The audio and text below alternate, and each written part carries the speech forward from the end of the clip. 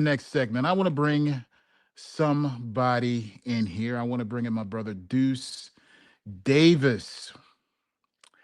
Can you hear me, man? How you doing? I'm doing well. How are you? Yeah, welcome, and I appreciate you coming through here.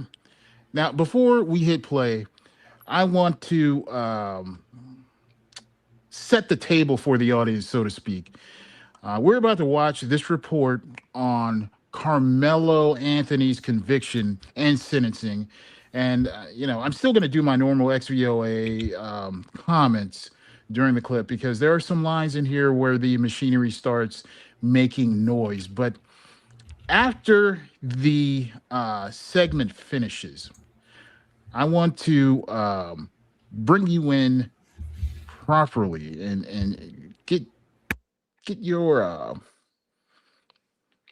opinion on what we just watched. Because look, this one is heavy. I'm not gonna lie. You've got a dead young man. You've got a black teenager sentenced to decades in prison. You've got a question about the self-defense. You've got questions about an all-white jury. You've got two families here living inside grief, rage, public spectacle, and now the internet has turned the whole thing into another battlefield. So I don't want to handle this like it's cheap outrage. We're going to watch it carefully. We're going to listen for what is said, what is not said, and what this country always seems to reveal when black youth fear violence and punishment enter the same sentence. And Deuce, before we roll it, is there anything quick you want to say about why this case or how this case came to you and how it hit you? Yeah, so I was actually learning about this case when I was on Reddit, try to uh, figure out the general gist of a news discussion based on not just Twitter, but Reddit, and then obviously reading the comment section of different news stories from the Times to Slate to New Republican Mother Jones, all the way to Okay. here, Explicit Voice of America. I came across the story just in the general news cycle, and I thought immediately this is going to be one of those cases where the interior life of Black Americans needs to be centered, even with the legal mechanics at work, because we forget that the interiority that's often not given to African Americans or their cynicism around the justice system, especially when they're in a room where they're not reflected, that often gets missed in the mainstream conversation. All right. Let's go ahead and roll that video.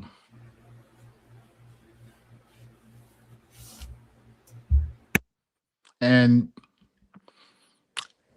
as far as what you said, that's exactly why I wanted you here, man, because I think this is one of those stories where everybody wants a fast take, but the machinery underneath it is old, it's ugly, and very familiar, right?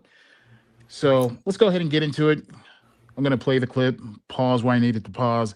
Then when we come out on the other side, Deuce and I, maybe just me, because I know Deuce has got somewhere to go. So we're going to do this real quick. Um, let's go ahead and roll it, see what we got.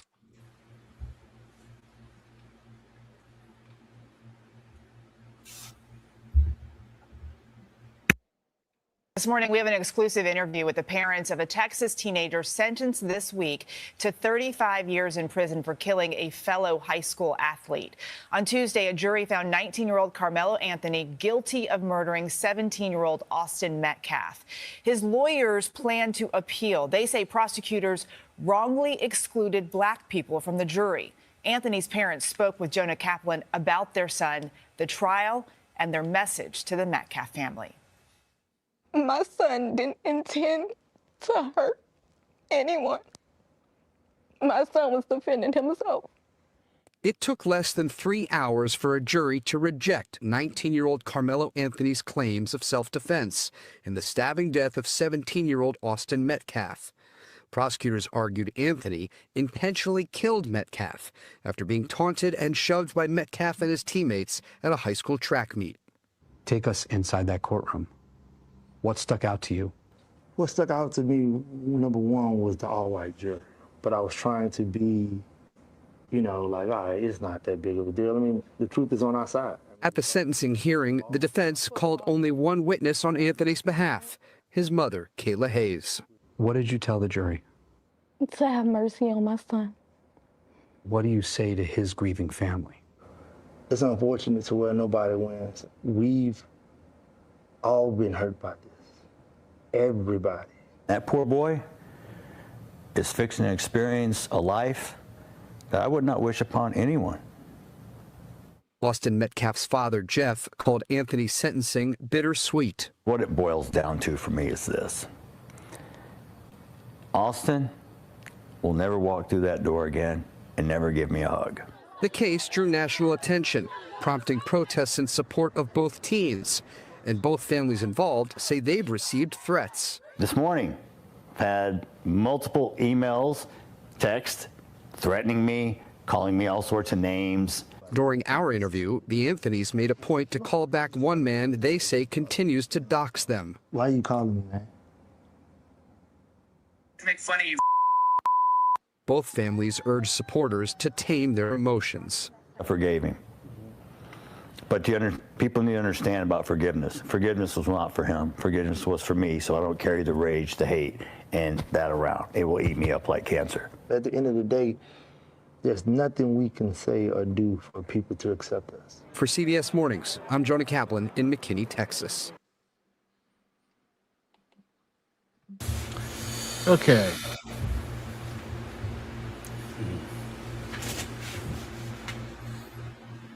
That is the exhaustion right there, right?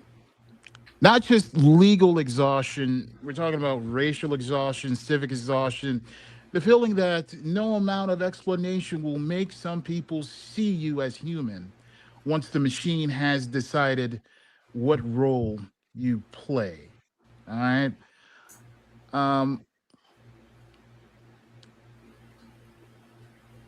Deuce, when the mother says the all-white jury stood out, but she tried to tell herself the truth was on their side, what did that line do for you, man? Yes.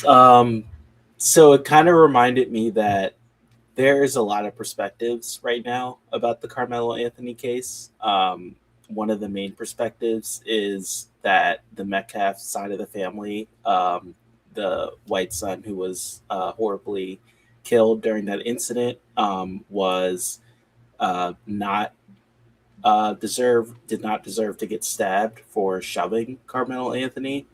And then the Anthony family's defense is that he did not mean to kill the Metcalf son, and that he was provoked. And so Texas law actually doesn't require an intent to kill to charge somebody with murder. It actually just needs the use of like a deadly weapon that could cause murder. And so that's kind of what the prosecution rode their attack on, essentially, was that he responded unequally with the use of a knife after being shoved. However, the reason the mother feels this way and is rightfully a little bit about the outcome is because she knows her son, first and foremost. She knows the kind of person he is, but also the jury was an all-white jury. And what that does is it essentially takes away the ability for the defendant to argue that they within themselves were not trying to kill this kid. He was just a 17-year-old boy who was fed up with being provoked, or told the kid, as the body cam footage said, if you put your hands on me, don't put your hands on me. And so what happens is that the prosecution successfully took out of the jury's mindset that sudden passion may have been what was pushing Carmelo Anthony to take on this role of suddenly stabbing this kid, and he was so passionately annoyed with being talked to the way he was or for being shoved that his passion got the best of him.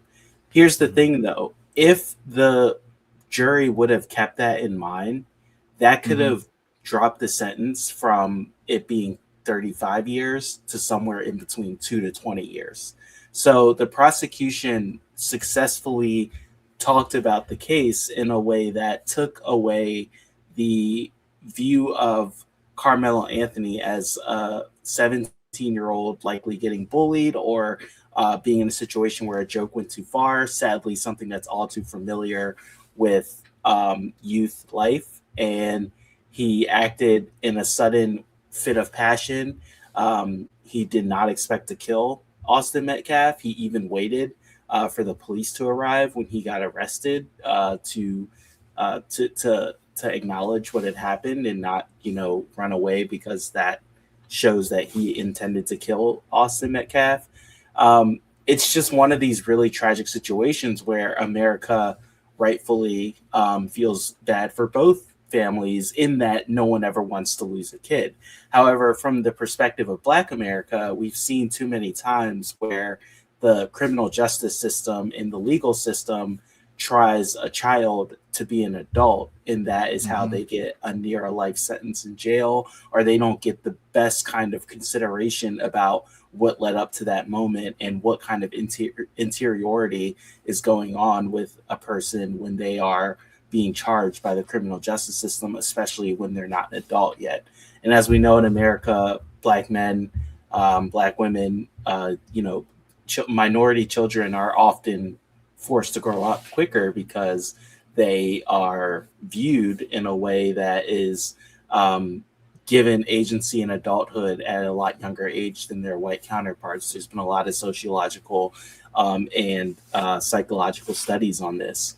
So that's kind of my initial thoughts, is that the legal mechanics are worth being discussed. Unfortunately, they're not driving the conversation because you have Austin Metcalf's dad recently in the news calling Carmelo Anthony a watermelon felon.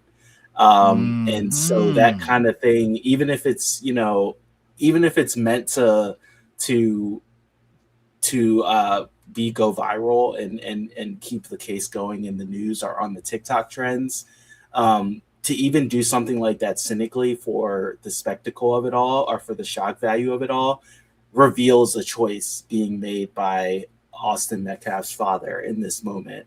Because on the other side, he's saying that this is just about human dignity. This has nothing to do with race.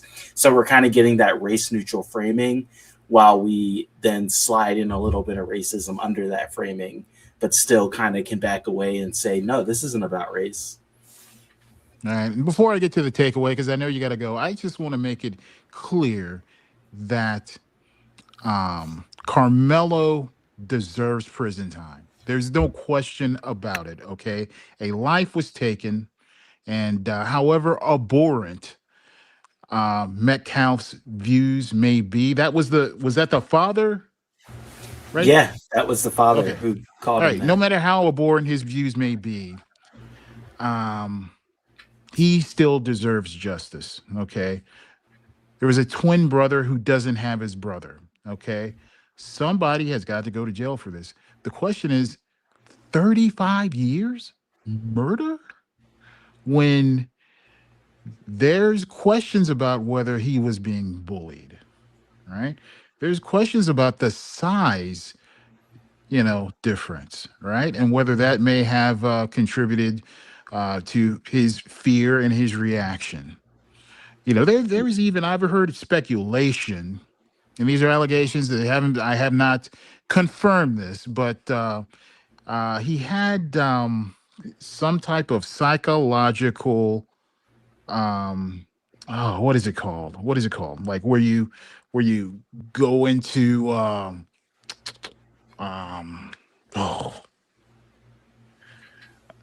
Oh, what is the word? It's like right on the tip of my tongue. He had a psychological ailment where he would go unconscious, and there's a word for it. But anyway, there's all these other issues that did not seem to be able to sway the jury. And when you ask yourself, okay, if the races were reversed, if this was a um, smaller white boy who was being bullied by a black, um, larger in stature, guy, would the white guy have gotten, or the white kid, would he have gotten 35 years? Huh? Yeah, I mean, and that's where the difficult, and again, where it's hard to not, for Black people to speak about this and not be accused of flattening the experience of the Metcalf family, the white family involved in this tragedy. And that is something that I don't think many Black Americans, at least the ones I'm used to analyzing and talking about current affairs with, are really trying to do in this instance. But they're also trying to call attention to the fact that an all-white jury means that you could have people who have never met a Black person or never had a two-dimensional or three-dimensional conversation with a Black person. They're not prone to think immediately about, this is a kid with issues that does need to be given a record for what has happened here, but at the same time is a kid with issues. It's not a crazy Black man out in the street who's in his 50s, who is needs to be institutionalized, or as like popular memory or popular culture might try Correct. to But yeah, frame that. let's remind people, he was 17 years old. He was a minor. Technically, he was a Right. minor. Yeah. He was a minor, and again, he could have been bullied, or something racist could have been said, or they could have been joking in a way that went too far. And that is something that happens a lot among 17-year-old boys. My experience teaching 13 and 12-year-old boys Mhm. is rife with that, with me having to tell them to calm down when their jokes go too far. You can see grown men sometimes having this issue, so it's the fact that the jury composition, which I think is what the defense is going to try to appeal this case based on, is that the jury composition had issues, as well as apparently some situations where evidence might have been fabricated. There's a lot that the defense is going to try to work with to appeal this decision. Okay. But the jury composition is probably their number one target, because again, you did not build a jury that would adequately see this defendant as a 17-year-old boy caught in a really bad situation that no one is, like you just said, calling for zero accountability for, but would also like the consideration that he was an honor student. He had his parents very directly involved. No prior criminal history, right? No prior criminal history. And so something obviously went wrong in this moment to cause him to make a bad decision and to cause for the entire environment to fall apart. However, charging him 35 years is basically saying lock him away and throw away the key, and 35 years in prison, that's very long time in prison, and that could ruin someone's life very easily. Just 10 years, just 5 years, but you get where I'm going with that. 35 years, and again, the fact that under the statutes, because Texas murder law does not need an intent to kill, that does mean that he can be charged with murder. However, at the same time, the way he was charged, the complete consideration that he might have been acting passionately and out of character was completely skipped over by the jury and by the prosecution's preparation of the jury. So that is another legal symptom of a process that has historically used Black bodies as expendable or even maturing them or caricaturing them in order to put the most maximum punishment possible on that black body, which is something that doesn't always happen to a white child or a white person, because the legal system is already built in its foundation to see that person as a human first, liable criminal or alleged criminal second. All right, well, that's the takeaway, y'all.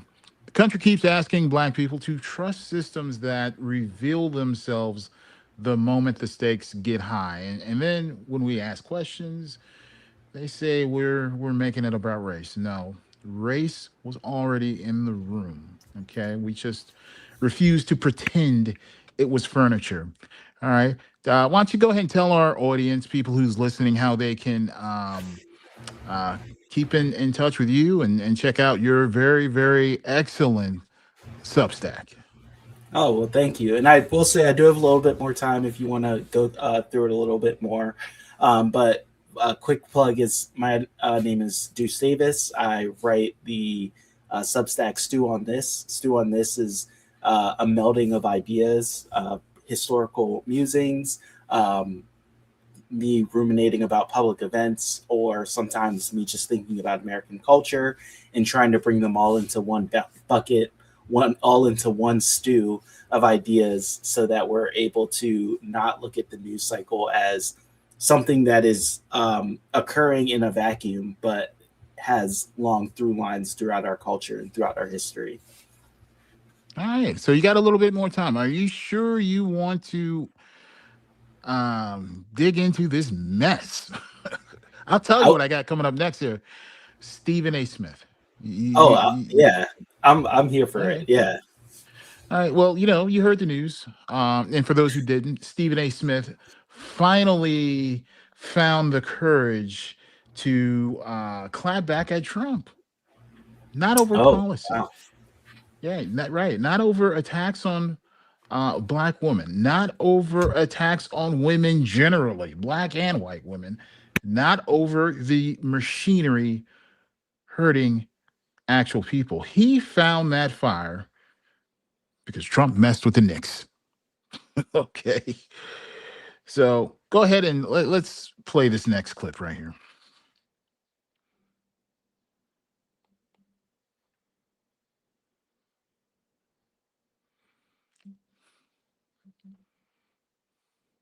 Do you believe in the Trump jinx?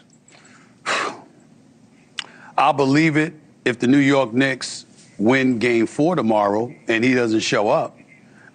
Because to be honest with you, they looked horrible last night compared to how they looked the previous 13 games. They weren't on their game. They didn't seem to have any cohesiveness whatsoever. Jalen Brunson certainly did not have his best game. Josh Hart was having a good game. Karl Anthony Towns didn't get the ball enough. Mikal Bridges was awful offensively. No spacing, no fluidity in their offense whatsoever. And they seemed more nervous than the visitors. And the visitors are being led by 22-year-olds, Stephon Castle, Victor Wembanyama, and other guys that were supposed to be on a stage that was supposedly too big for them. And it turned out to be too big for the New York Knicks, and conveniently and coincided with the president showing up, which I implored him not to do. Why did you tell him not to do it? Because I know it's going to mess up their mojo. When you consider the New York Knicks and the way they've been vibing and the rapid fandom of their fan base, and the way you had these watch parties outside of Madison Square Garden and everything, about 6,000 to 7,000 people were going to be displaced. They were going to have to be pushed, to Bryant Park or Central Park. And I thought that was a huge problem, because I thought that atmosphere was so electric. It was something unlike we have seen. I've been covering sports for 30 years. I challenge anybody to tell me they've seen a better, more rabid environment than the New York Knicks had at Madison Square Garden as they were making this run towards the NBA Finals. Donald Trump is a Queens native. Donald Trump is a New Yorker, real estate mogul, been here all his years, lifelong Knicks fan and what have you. He was there in '73 when Walt Clyde Frazier and those boys showed up in Game 7. He was in New York in 1970 when Willis Reed walked through that tunnel. He's been around for the last 53 years, seeing one disappointment after another with the New York Knicks. What can go wrong has gone wrong. You don't mess with the mojo when it's favoring you.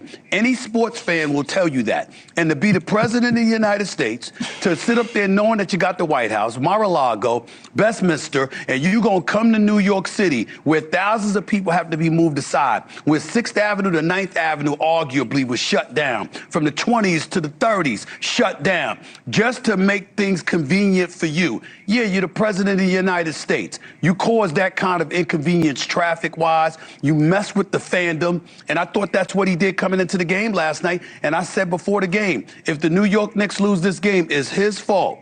And I'm sitting here on national television telling you and telling America and everybody, not about politics, it's about a New Yorker that's a Knicks fan that knows what the suffering is that we have endured, and he betrayed all of us by showing up and disrupting their momentum. He deserves the blame for this loss, which is what I told Bill Riley on his show this afternoon, trying to argue with me. I had to tell him to stay in his lane.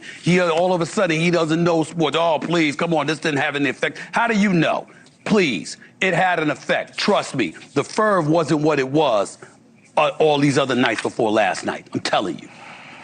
My points of pushback are, one, he is not a New Yorker anymore. He's a Floridian. That doesn't count. Left. Once you're a Knicks fan, you're a Knicks fan, baby. Once you're a Knicks fan, you're a Knicks fan. He trashed us. He said New York sucks. He went down to Florida. Come on, man. Don't get caught up in that. That's a big reason they were booing him last night. Why were they booing him? Because they messed up the mojo? Yes, security issues, details, people having to be moved out, everybody taking us three. Do you have any idea? I had to be at the game at 4 o'clock. To make sure I got in there in time for a 6 o'clock Sports Center. I was there 4.5 hours before game time. Listen, he inconvenienced a lot of people. That's why he got booed, because he messed up the flow.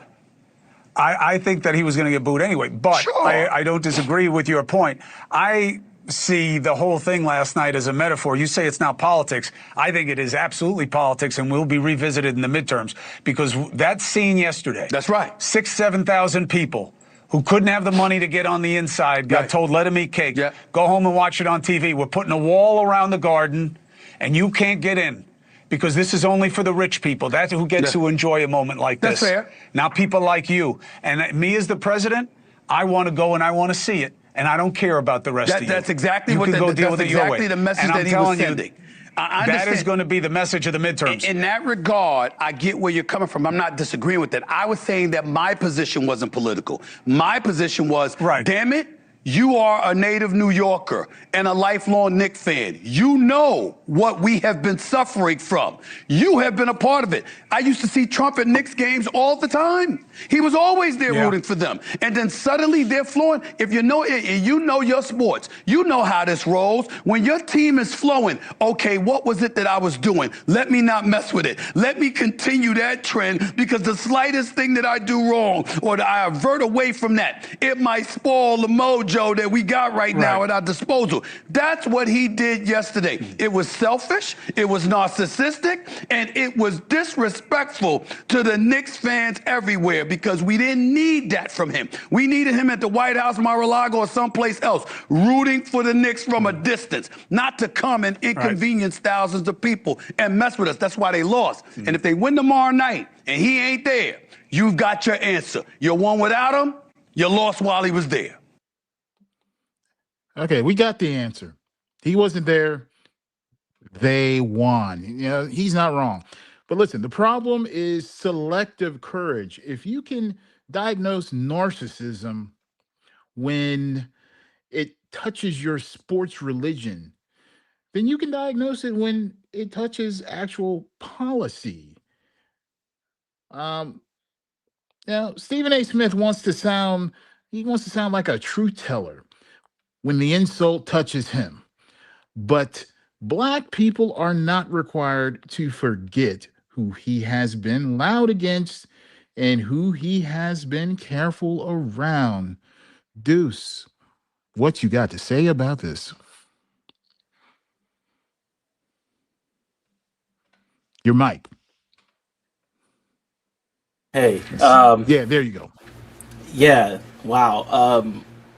Stephen A. Smith has definitely built a persona for himself in that persona is kind of the plain spoken, gonna give it to you straight kind of guy who is not going to get caught up in the feelings of someone, regardless of what the topic is about. And, you know, that's kind of this whole masculine manosphere culture that has been rising or been, you know, effervescent,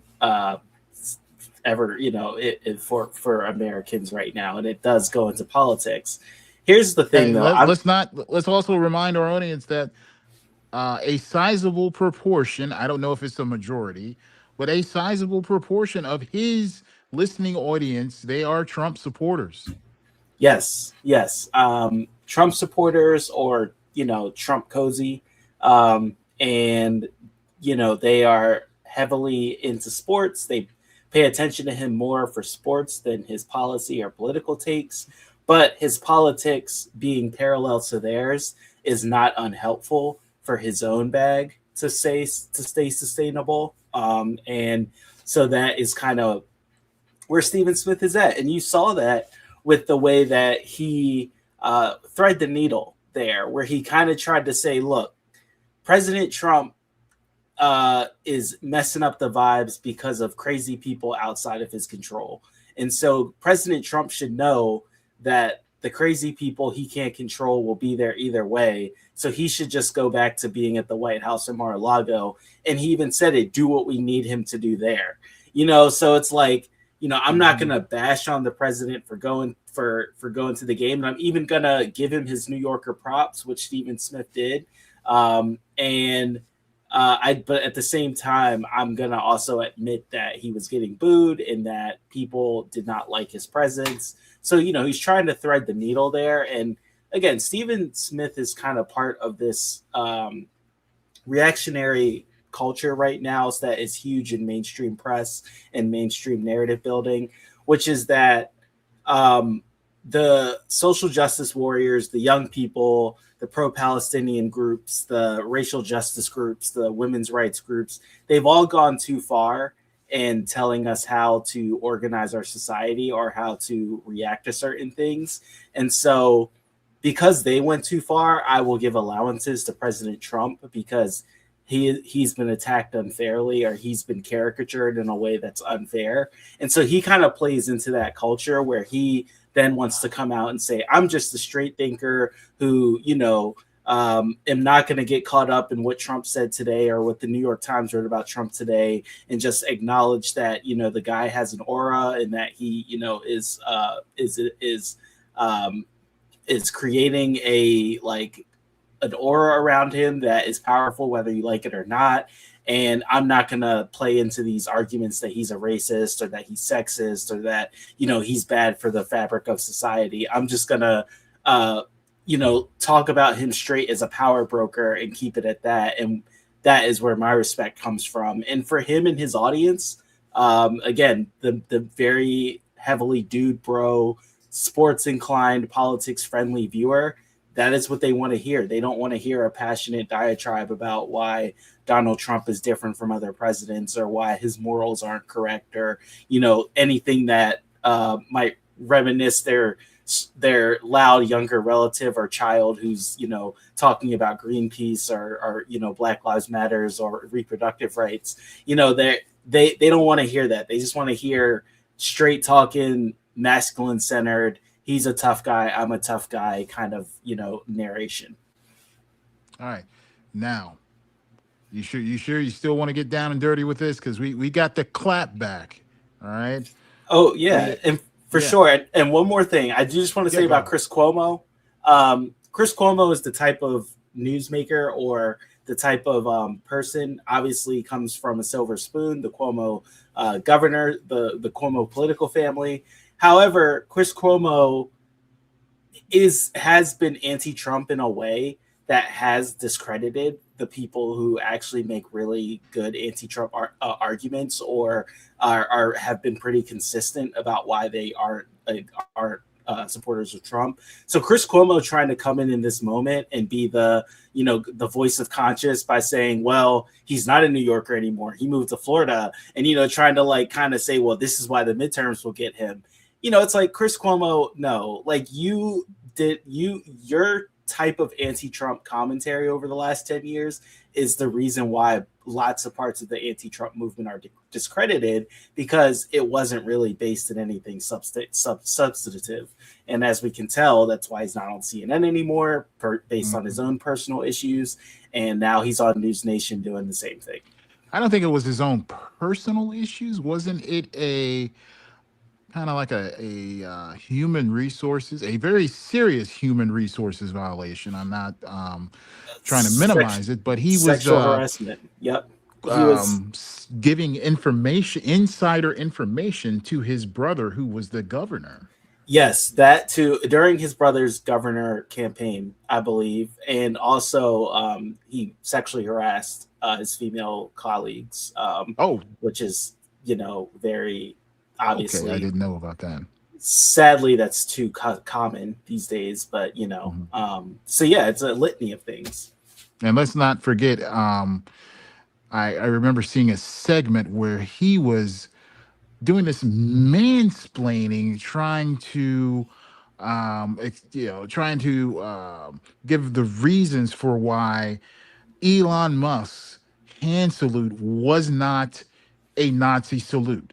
I mean, he was contorting himself to explain that, and I'm like, wait, hold on. I'm looking at my eyes. I'm seeing a hand, and I'm seeing a hand outstretched and open palms, just like a Nazi salute. And why are we giving this man the benefit of the doubt? Do you remember that?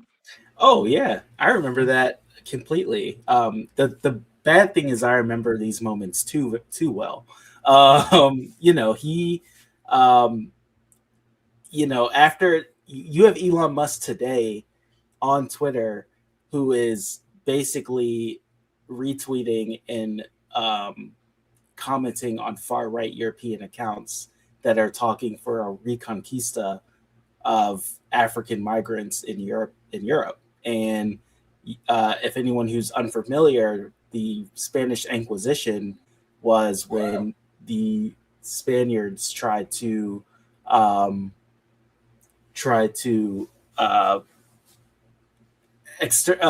push the Muslims out of parts of Spain before it became the Kingdom of Spain as we know it today. And they called that the Reconquista. So he basically is calling for an ethnic purge of African immigrants to in Europe, and probably the same in the US. So, I mean, he's doing Nazi stuff. And, to litigate whether he meant to do a Heil Hitler or not, without acknowledging the Nazi things that he's just doing in his rhetoric and in his movements, All right, let's play the next clip here. This one here, Trump calls Stephen A. low IQ. Stephen A. responds, and this is where it gets kind of interesting, because once Trump hit Stephen A.'s ego, Stephen A. suddenly discovered a whole policy menu. Can you believe that? Inflation, gas prices, Iran, national debt, minority communities, which means the question isn't whether he knows how to talk about power. The question is why he waits until the insult becomes personal. Play the video. Commentator Stephen A. Smith, who has talked about running for president, said he would blame you if the Knicks lost the game. How do you respond to that? I think he's a nice guy, but you need a certain aptitude to run for president. You need a high IQ. I'm not sure that Stephen has that. I don't think he does, actually. Welcome to this latest edition of Straight Shooter with yours truly, Stephen A., coming at you every Wednesday night from 6 to 8 p.m. Eastern Standard Time over the airwaves of SiriusXM, POTUS Radio, Channel 124. That was the President of the United States talking about yours truly. And by the way, let me just interject. That is classic Trump right there. He does not debate the point. He ranks the person. That right there, that's dominance politics, bro politics, if you will. The insult is not just an insult. It is hierarchy, right? Yes. Roll the video. Because he's a frustrated individual, no doubt about that. He doesn't like having the finger pointed at him, the finger of blame. He doesn't like it when folks point out some of the things that he does that are not positive and is not having a positive impact on American citizens, or in this case, an NBA team, no doubt about that. We all understand that. And so the latest salvo thrown in my direction came courtesy of the President of the United States. Just to rehash and to educate and to let everybody know, I want to make sure everybody understands. Game 3 took place Monday night at Madison Square Garden in New York City. The New York Knicks were hosting the San Antonio Spurs for the NBA Finals. I spoke out against the president because the president was coming to the game. No sitting president, ladies and gentlemen, just to rehash and make sure that we're clear. No sitting president has ever attended the NBA Finals. Not one. And you know something? I would not have minded if Trump was the first sitting president to attend the finals if it were not in New York City. But in New York City, where 8.5 million people reside, where congestion should be its middle name, that was the one place that I did not think that the president of the United States should come to, because the congestion was incredibly obvious. Not only that, you were going to have heightened security. You were going to have people that were delayed, whether it's in the cabs, whether it's coming out of the train stations, whether it's lines coming into the arena, et cetera, et cetera. Not to mention the watch parties, Central Park, Bryant Park, and of course, outside of Madison Square Garden, where anywhere from 6 to over 7,000 people were expected to descend upon Madison Square Garden, outside of it, to have a watch party. Why does that matter? Because when you're a team that hasn't been to the finals in 27 years, when you're a team that hasn't had a chance at legitimately at a championship in 32 years, since 1994, when you're a team that literally hasn't won a championship since 1973, ladies and gentlemen, you need all the luck you can get. And these watch parties and this fervor and this rabid following by its fan base propelling this team to heights unseen and unpredicted was a big damn deal. It mattered. And I knew that the president coming would force the party to be eradicated. And sure enough, it was. It was canceled. And the New York Knicks lost, which was exactly and precisely my fear. That's what I was worried about. And that's exactly what happened. So I spoke out before the president appeared to say he shouldn't come. I begged for him not to come. And then after the New York Knicks lost the damn game, I made it very, very clear before the game and after, I was pointing the finger at him. At him. I wasn't talking politics. I wasn't talking policy. I was simply saying, pause it right there. Listen, that is exactly the problem. He keeps saying I wasn't talking politics, but what he described is political. Power entering public space, security displacing fans, ego overriding community, the rich and connected getting inside while regular people are pushed out. That is politics. Am I right, Deuce? Am I right or wrong? I say you're right. That is politics. To blame it on the crowd sizes or the traffic flows, I think if it was Obama who showed up, the party would have kept going. So I don't think you could blame. I think he knows Trump is not seen as a favorable figure in our country, and that there was a whole lot of mess with him arriving, and that there's this idea of Trump cursing sports teams when he arrives to their sports stadiums, and he is trying to stay cozy with the pro-Trump faction of his audience, also saying I like him, but he's corny. He's kind of basically saying, look, I like President Trump. I actually would have wanted him to go to a basketball game and be the first president to do that.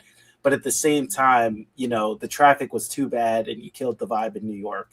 Maybe you should go to San Antonio. I mean, that's basically what he's saying, is that he should have gone to one of the San Antonio games instead of the New York game. But it's still okay that he went. You know, it's making a political argument under the veil of neutrality. Right.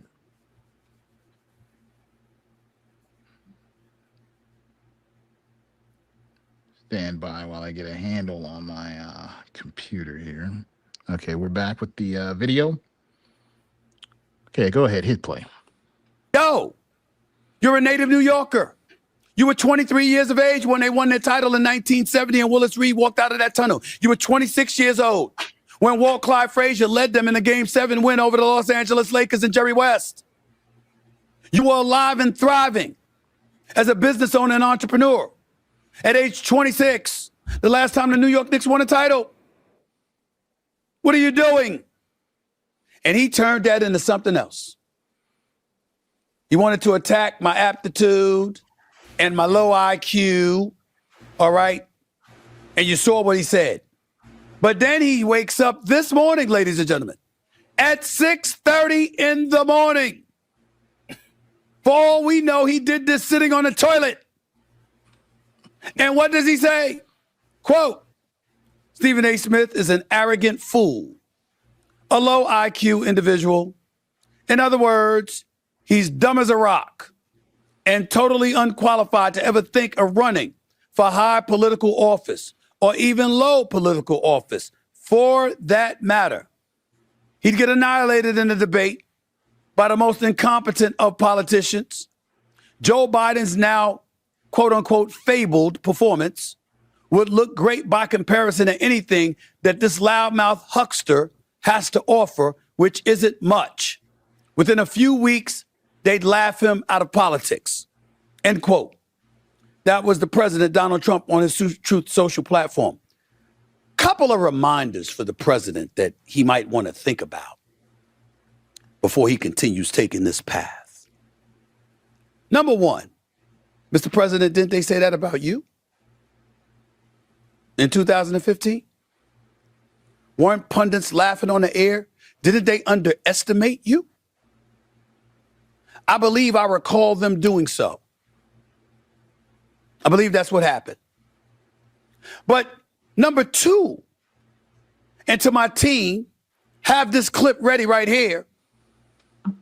Wasn't it you, Mr. President, that showed up on the Chris Cuomo show on News Nation about a year ago and said that you would like me to run? Wasn't that you? I believe that was you. Talking about me running for president. Y'all don't believe me? Check it out. Do you have any advice for Stephen A? If he launches the run? No, Stephen A. He's a good guy. He's a smart guy. I love watching him. He's got great entertainment skills, which is very important. People watch him. You know, a lot of these Democrats I watch, I say they have no chance. I've been pretty good at picking people and picking candidates, and I will tell you, I'd love to see him run. So you see right there, that's what he said. But now, a year later, because I had the temerity, the unmitigated gall, to call him out for being selfish and narcissistic and not looking out for New Yorkers. He's a Knicks fan. He knows about the suffering. He has suffered rooting for the New York Knicks himself. Because I called them out for inconveniencing the momentum that we had built en route to entering Game 3 for the NBA Finals. I'm a fool. He actually called me arrogant. You, of all people, will call somebody arrogant? Really, Mr. President? That's where you're going? Ladies and gentlemen, I'm focused on the Knicks. I don't give a damn that this is a political show. I'm focused on the Knicks right now. All that's on my mind is on the Knicks, winning the title. I've been starving 53 years for the New York Knicks to win. My focus with Donald Trump is pure and simple. Whatever it takes, you a Knicks fan, hop on board with the rest of us and do what it takes. Don't be selfish and compromise the momentum we built. With sports comes superstition. Every little thing matters. Don't interrupt the flow. Whatever was working in games 1 and 2, keep that momentum going. You could have watched it at the White House. All right. I just interrupted the flow. All right. He says Trump. He said Trump has always been nice to me, so I'm not going to get and this little tit for tat thing. It strikes me as the kind of thing you see in barbershops, where people get vocal. There's this performative display, going on. The chest, beating of the chest, especially when around the subject of sports. Okay, and all these brothers, they're gonna be the next day. They're gonna be laughing and gaggling together about something else. They'll forget these harsh words that were said defending their team. I bet you in maybe the next 6, 7, 8 months or so, they're going to be like best buddies, right? Who is it? Bill Maher, who I can't believe I spent all these years watching his show, and then to see him up in the White House eating dinner with his supposed mortal enemy. Look, he has always been. That is how a lot of people excuse power, not by asking who power harmed, but by asking whether power smiled at them personally. And that's not moral analysis. That's freaking VIP psychology. Okay. Stephen A. Smith, he says Trump has a record, and he began listing all the policy. Now look at how fast he can find the policy. Remember earlier, gas, Iran, Russia, Ukraine. What do you have to say about this mess, Deuce? Oh yeah, no, for sure. And then I will have to head out after this take, but I did just want to say, I think the most important thing you said was they could easily be friends again. Maybe not next week, maybe not next month, but when the political capital lines up for them to be friends again, then they will be friends again. And again, Stephen A. will go back to this moment and say, I didn't care about Trump at this moment because I'm not thinking about petty Truth Social tweets at 6 a.m. or 3 a.m. I'm thinking about the Knicks winning. And even Trump could go back to this moment and say, Stephen A. got mad because he's a New York fanboy. And, he and I had a little bit of a tiff. But he's okay in the long run. And that's the thing that when people analyze the Trump toady spectrum and whether Trump actually likes people he makes bend the knee to him, or if he likes people who show him a little bit of resistance, sometimes I think that spectrum is not even judging the right temperatures or the right coordinates, because Trump likes people who are useful to him and useful for his ability to retain power in a certain dimension or in a certain field that he needs that power to amplify itself in. And again, everything Stephen A. Smith there just said was all personality critiques of the president, but he did not structurally critique the president on what his meaning has been to the policy culture that has taken over the United States, the way we talk about politics in our civic and in public spaces today, just the impact of Trump as a cultural force. He's not getting into any of that because he wants to make it clear that Trump and I right now have a personality discussion or a personality gap between the two of us, two big personalities yelling at each other in the locker room. Again, very, as you pointed out, barbershop, manosphere, this is how alphas talk to each other.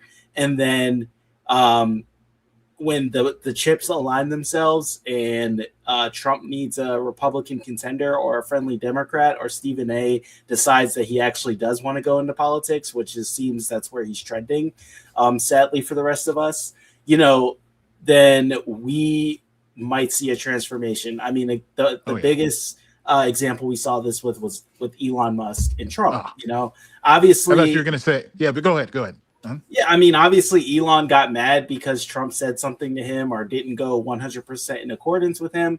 However, Elon is still getting government contracts that are keeping him the trillionaire that he just recently became this week. You know, so it's like, yeah. You know, I thought you were gonna say VP, the VP, Vance, right? He has Yeah, said horrible, like he outright called him a Nazi. he did. Yep, he called him America's Hitler, and now he's the vice president. Yeah. So, yeah. Oh well, it's been fun, my friend.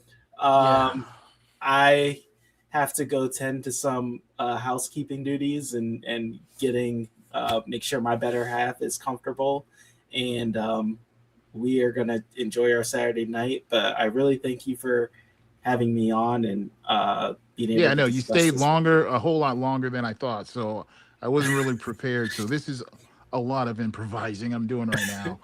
So, you Well, know, it's I got always fun this. coming on. Huh? What's that? It's always fun coming on. Oh, okay, good, good, good. I'm glad you Yeah. enjoyed it, despite my delay. I'm like a, I don't know what you call it, like a one of these queens, one of these divas when it comes to production and writing the scripts. I just want to get it so correct and perfect, and then a technical flaw will happen right before I come on air and I can't get the mic to work. So. I appreciate you for that. Yeah. All right. Thanks for coming on. Go ahead and check out his Substack, Stew on This. All right. Take care, man. See ya. All right. I'm gonna go ahead and take a 10-minute break and reorient myself and try to finish up this show here. So, before I go, I want to thank everyone in the room for joining us here. Gwendolyn L. Who's that? You can go make me take my sunglasses off here. There we go. Gwendolyn L. Steinhauer. We got the Good Trouble Journal in the house. Nora Sallows in the house. Elaine Elman. Thank you for joining us. Cat 46. Thank you. Nora. Fred. Beth Strand. Rose England. Sherman Eddy. Sorry, Shannon Edry, Patricia Baldridge, Shannon Edry. There we go. Stephanie Jimenez, Donna Wyrick, Dave Ottman, Rochelle Jensen. I don't know if you all are still in the house, but still, if you're listening to playback, thank you for joining us. And if you want to chime in, just let me know what country, state, or city that you are from. I'm going to go ahead and take a 10-minute break, get myself reoriented, and finish up the rest of the show. So stand by.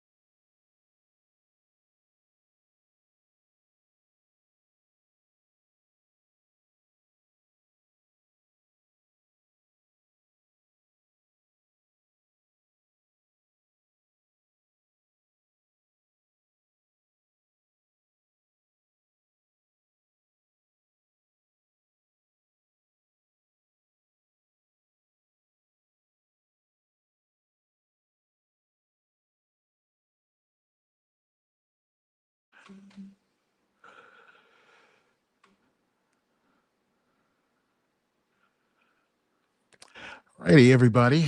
Thank you for your patience. If you're still wondering if I'm here, I am still here. I'm just getting myself oriented, lining up my clips. We had to do everything out of order so that our last guest could go. He has somewhere to go. So just stand by. Give me 3 more minutes.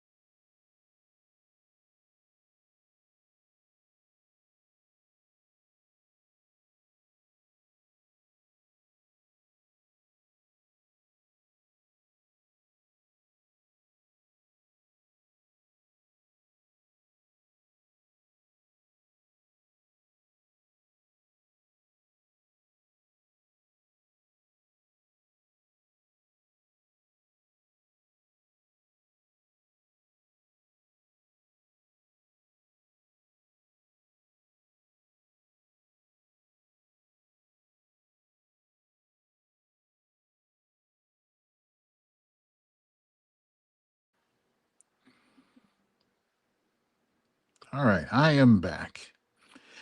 And first up, I wanted to start with the Washington Post homepage.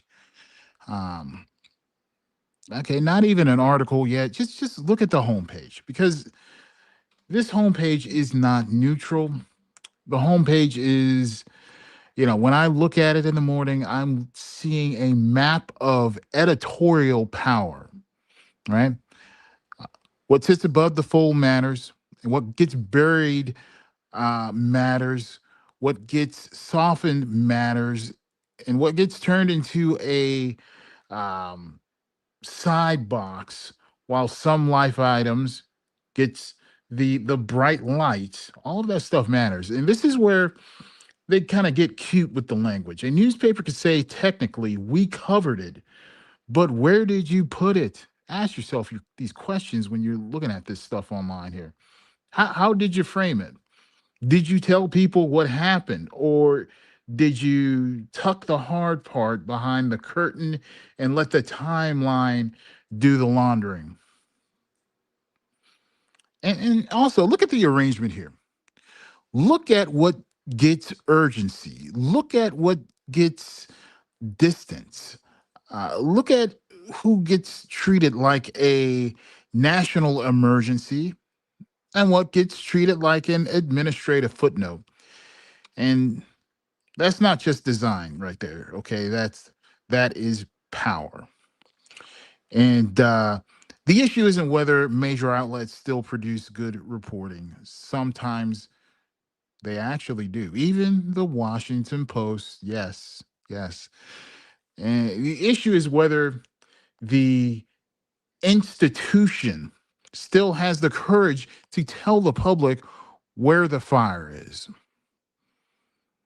Even when the owner, the donors, the advertisers, the access culture, or the political class would rather smell smoke and call it ambience. Okay, go ahead and roll the next slide.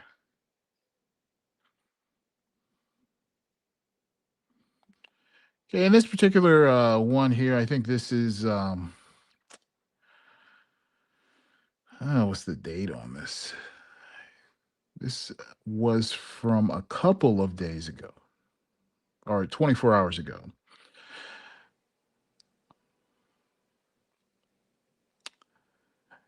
And the Washington Post carried one kind of headline. I remember now. And the article carried another. And this may be shoddy journalism. It may be the speed of breaking news. It may be the Bezos Post trying to keep up with a chaotic administration, that reverses itself like a drunk driver in a parking lot, okay? But listen, either way, this matters, okay? Because when a president can threaten to hit Iran very hard, talk about taking over Karg Island and oil facilities, then turn around and say a deal is near. The press has to do more than chase the mood swing. Let me show you exactly what I'm talking about here. Let's roll the next clip here, okay? Again, the title is the title is Trump vows to hit Iran very hard tonight. Take over Karg Island. So when I clicked it, this is what we got. Trump says he has canceled plans to strike Iran, claiming a deal is. Listen, this is why you've never seen any breaking news from me or any, I guess, well, you have seen some as part of my coverage of the blackout news, but you won't see me following this up because it's so back and forth that even, a organization with millions of dollars at their disposal has,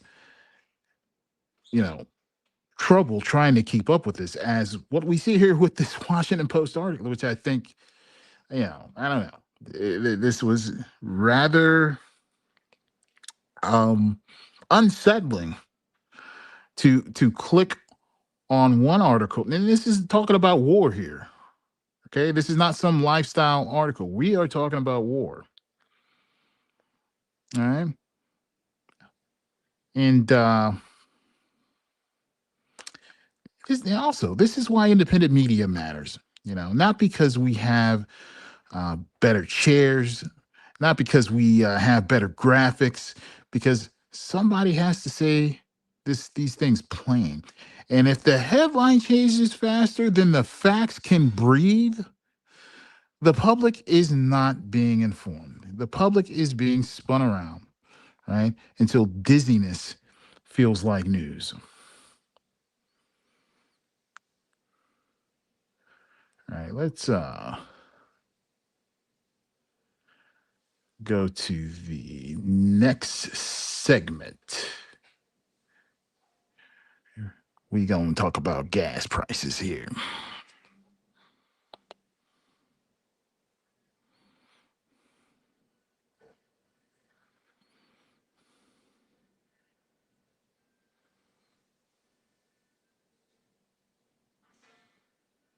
Yeah, that looks like something I was gonna read. This is old news. Yeah, we don't need to hear this again.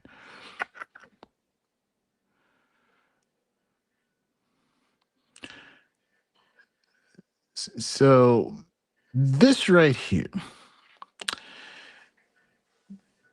This is where foreign policy walks right into your wallet wearing work boots, all right?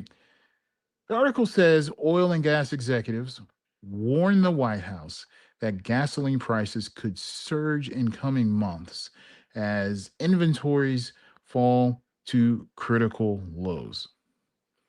Translation: the chickens are approaching the road and they have a gas receipt.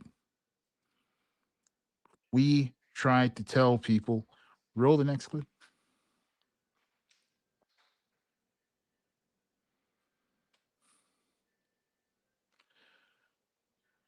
Again, we see here we go. Here we go. See if we can read some of this here. Oil and gas executives have warned the White House that gasoline prices could surge in the coming months as fuel inventories fall to critical lows, complicating the Trump administration's efforts to contain inflation that has already rattled American consumers. Industry officials say they are doing everything they can to sound an alarm that prices are about to soar as the commercial and government inventories that have mitigated prices so far are rapidly depleting, according to multiple people familiar with the conversations who spoke on condition of anonymity for fear of retaliations from the administration. Some inventories could be wiped out within weeks, the executives have warned, coinciding with the peak summer travel season. I bet the people who voted for Trump never imagined we would be in this situation here. You know, when you turn government into a revenge machine, when you treat global stability like a casino, when you talk war in one breath and cheap energy in the next, listen, something, y'all, has to give. Okay?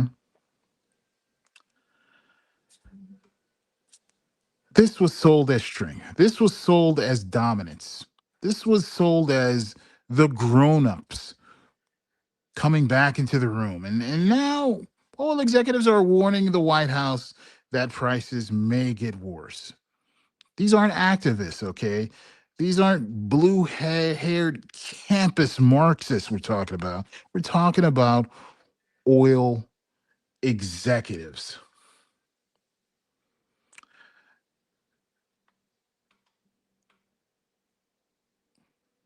Chaos. It's not cheap. Cruelty is not cheap. Strongman politics is not cheap. Somebody pays. And the bill, it actually lands in the mailbox of the people who were promised they would be protected. And before we move on to segment 4, I just want to say hello to the people in the room. Thank you for joining us. We've got, who is this? Learner Curious and Wayne Klotskin. Thank you for joining us. Randy Eisenberg in the house. Thank you for joining us. We got Moss Rock as well in the house. Thank you for joining us. All right, let's get that next clip set up.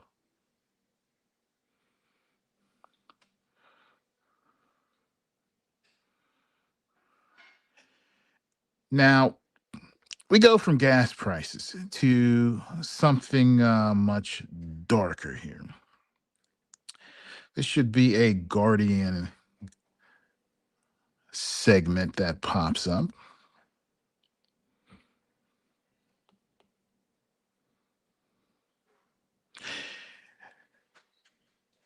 The Guardian has reported, and this was 24 hours ago, but still, it's relevant. They've reported that military strikes damaging 2 water storage facilities in southern Iran may constitute a war crime, according to military and legal experts who reviewed reports and visual evidence.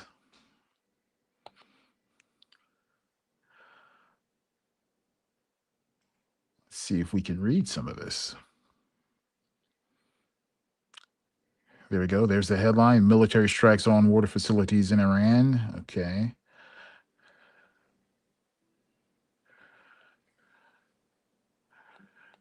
Okay, let's pause it right there. Military strikes that damage 2 water storage facilities in southern Iran may constitute a war crime.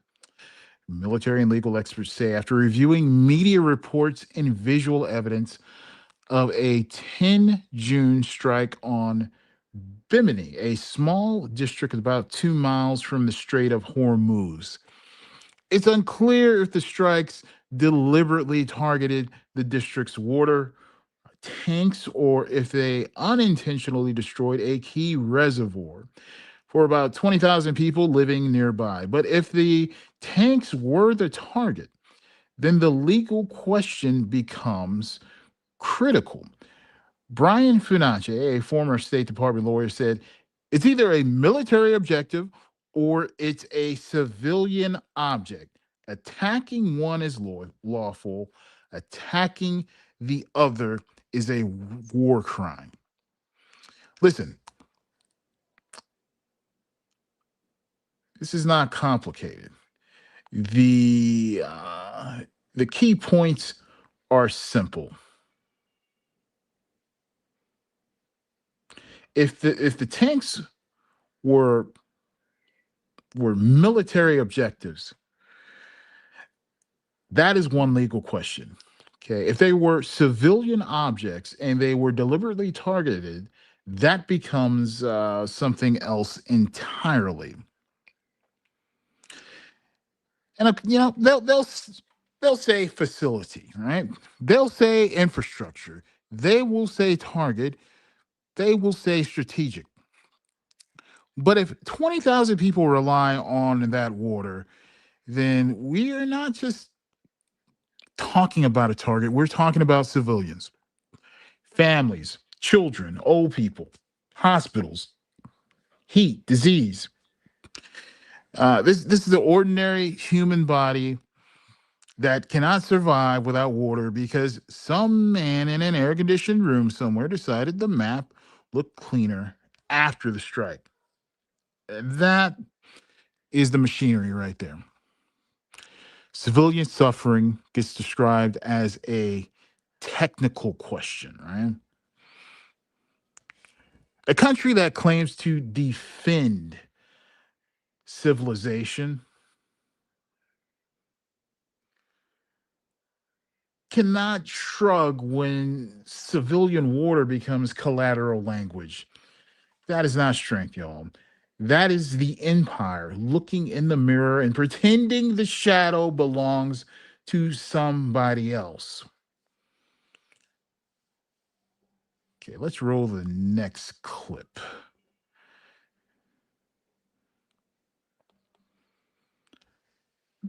Let's put that on screen. This is it's about Trump's name being removed from the Kennedy Center here.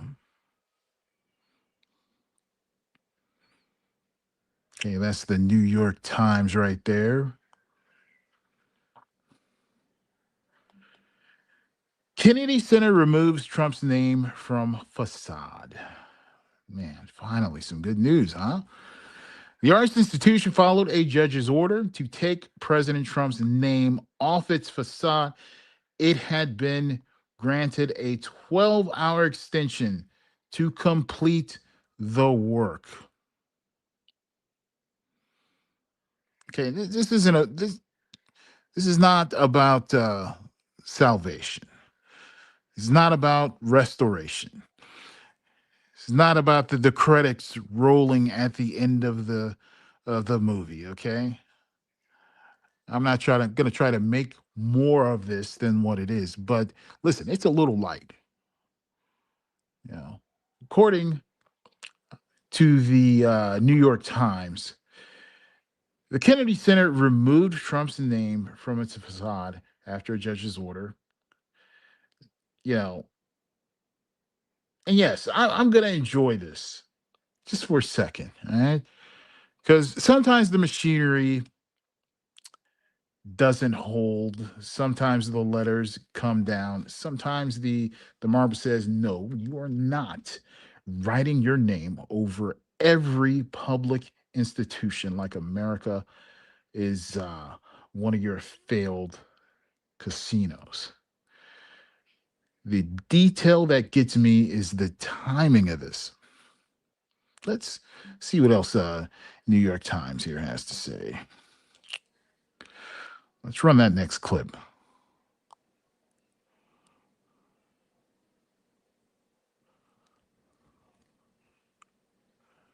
Okay, let's see if we're going to zoom in here. There we go. Let's read this. Kennedy Center removes Trump's names from the facade. Okay, we've already talked about that. Next.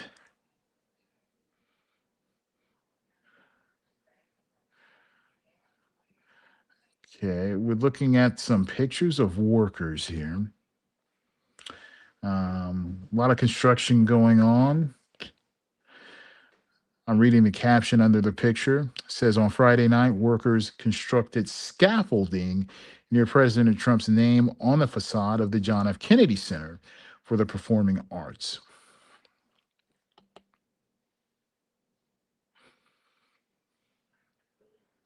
Okay, let's see what we got next here.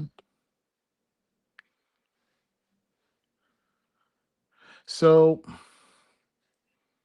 after a night of storms,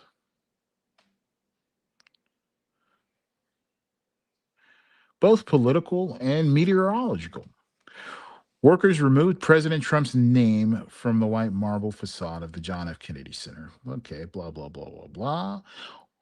That last paragraph right there. Workers spent about 8 hours on Friday building towering scaffolding in front of the section of the facade bearing Mr. Trump's name. Then in the early, hours of Saturday, that's today, they hung heavy, white tarps from the structure. It obscured views of the removal, which was a significant symbolic victory for opponents of Mr. Trump's takeover of an iconic performing arts center. That's right, y'all. Go ahead and exhale. See, the letters started coming down just past 3 a.m. Poetic. It's almost too good. The country asleep, the storm passing, workers up on scaffolding, and the name coming down off of that wall. So, yes, y'all, there is light at the end of the tunnel. Maybe not enough light yet, but enough to say the tunnel is not God. Okay, let's go ahead and roll to the next segment here.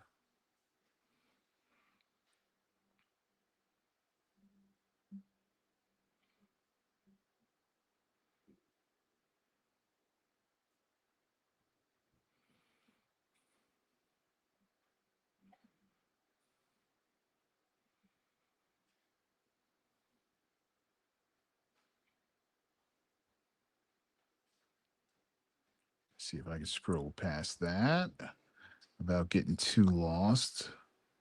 That's my cue right there.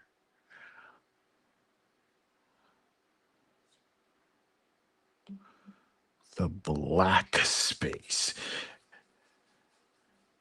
Now, I want to play the headline roundup from Democracy Now! Because it's a perfect example of why unvarnished truth matters here, right? The mainstream often gives us the political version, the safe version, the version that sounds like it was run through a committee of lawyers, advertisers, and access journalists. But this roundup right here, it stacks the buried machinery right before us in plain light. All right, let's see if we can go ahead and roll that.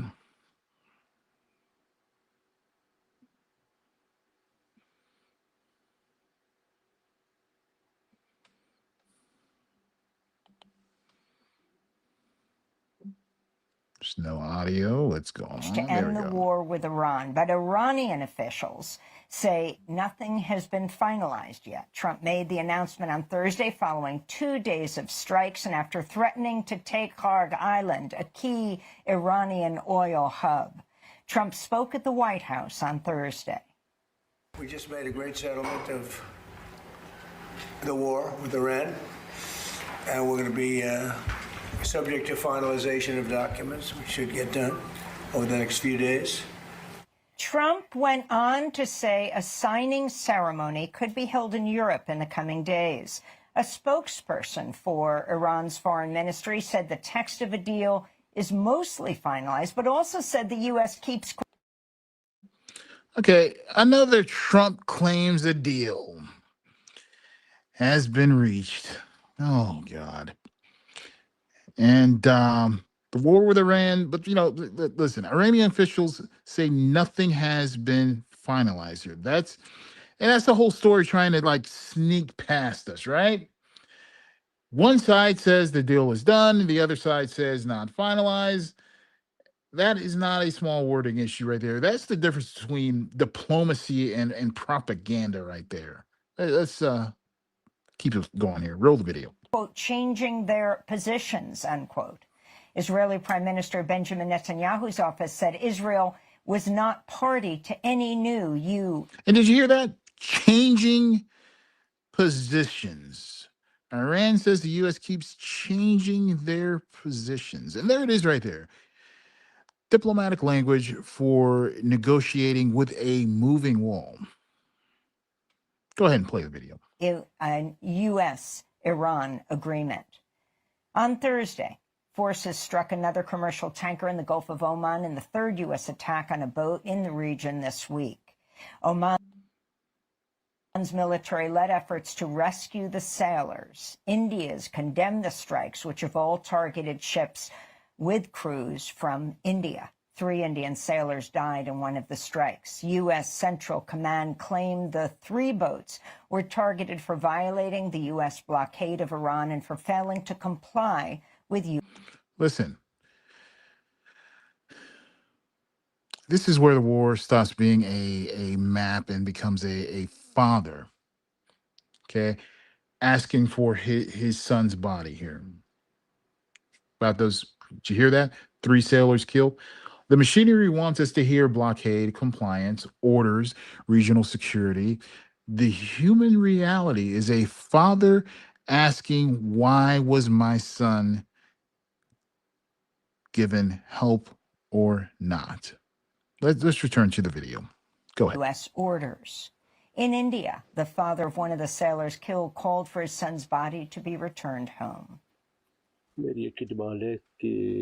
I only have one demand, that the mortal remains of my son be brought back. I want to know about his last moments. Was he provided rescue help or not?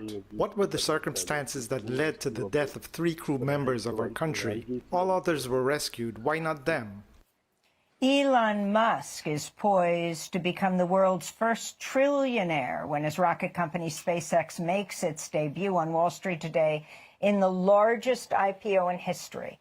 The company says it's selling over 555 million shares at a price of $135 a share. Musk claims his company is worth over $1.7 trillion. Democratic Senator Elizabeth Warren's written to the Securities and Exchange Commission asking for the agency to investigate the SpaceX stock sale.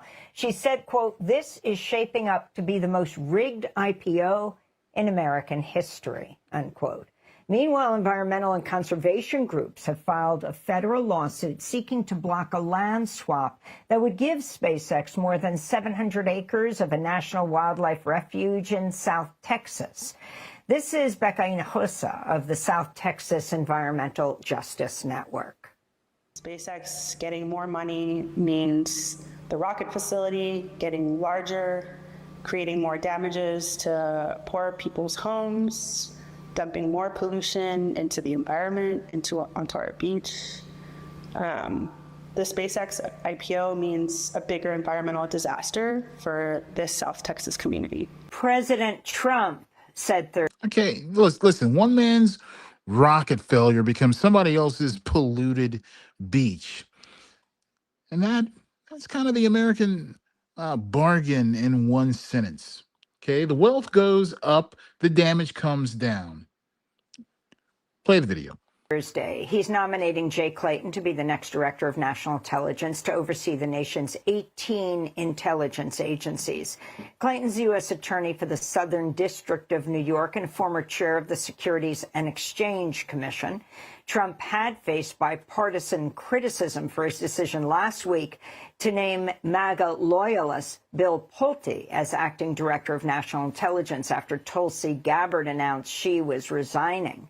To show opposition to Pulte, a bipartisan group of House lawmakers voted Thursday against a short-term extension of Section 702 of the Foreign Intelligence Surveillance Act, known as FISA.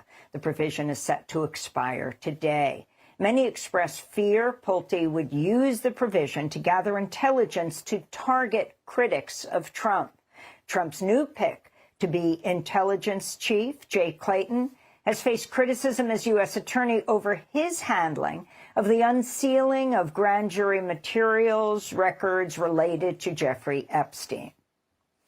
The family of the Palestinian doctor Hussam Abu Safia say they fear he's being tortured in Israeli detention after the doctor appeared by video link at an Israeli Supreme Court hearing in Jerusalem.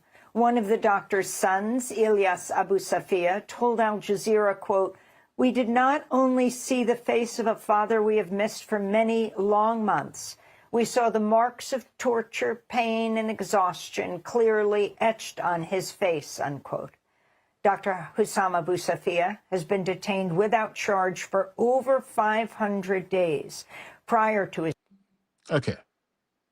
Without charge for over 500 days. Did you hear that? Don't let that pass like weather, all right? That is detention becoming disappearance with paperwork. Play the video. Detention, Dr. Abu Safia had served as a pediatrician and director of the Kamal Adwan Hospital in northern Gaza. His lawyer, Nasser Odeh, spoke after Wednesday's hearing. The doctor explained to us and also to the court that he is still suffering from severe back pain and neck pain as a result of an assault he suffered during his transfer 2 months ago from Nafar prison to Negev prison. He has not received treatment yet and needs medical follow-up due to chronic illnesses. He is experiencing vision problems due to the confiscation of his eyeglasses, which he has not yet received. Also, we continue to see signs of skin diseases that were on the doctor's hands and are widespread in the political prisoners sections within Israeli prisons. These diseases have spread significantly and as a result of medical negligence. The Trump administration has issued fresh sanctions on Cuba's oil and gas company as the island already faces a near total fuel and naval blockade and worsening humanitarian crisis. U.S. Secretary of State Marco Rubio made the announcement Thursday, claiming without evidence that Cuban officials, quote, resell countless barrels of scarce energy on the secondary market, hoarding energy supplies for its military, unquote. In response, Cuba's Foreign Affairs Minister Bruno Rodriguez said on social media, quote, the U.S. Secretary of State, driven by vindictive sentiments of the elitist clique that propelled his political career, is now further tightening the blockade. To justify this, he doesn't resort to excuses prepared by his State Department, but rather to the usual vulgar lies, he said. Here in Britain, Prime Minister Keir Starmer is facing a growing political crisis. On Thursday, Britain's Defense Secretary John Healey and Armed Forces Minister Al Carnes resigned, accusing Starmer of failing to invest enough money in the military. This comes as Starmer faces pressure to shift government spending from welfare to warfare. Protests continue in Albania, with thousands of people taking to the streets of the capital, Tirana, demanding the resignation of Prime Minister Edi Rama over the development of a massive resort linked to Jared Kushner, President Trump's son-in-law. The multi-billion-dollar project would turn an abandoned Soviet weapons base known as Sazan into a luxury island resort. Protesters held signs that read, "Albania is not for sale. The government is corrupted, the opposition is corrupted, they're in this together, so we hope we can reach something. It's the first time we're that, all in this we together, protest, sister. the protest is at All this scale. It's the first time that no political party is included, so we are very happy to be here, and we hope we can achieve something.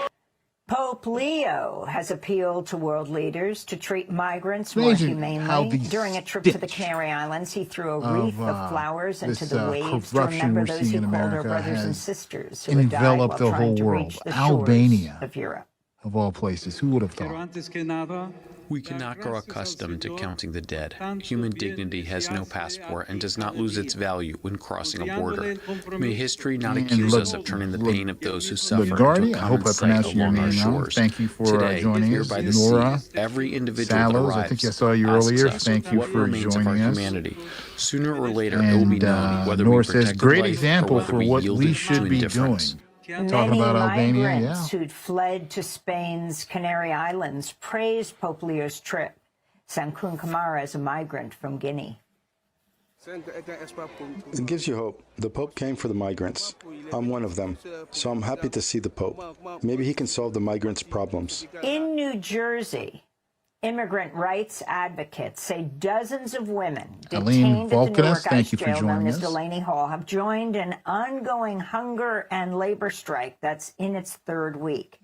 Among their demands is for the jail to fire a female guard accused of sexually assaulting at least 10 immigrant women.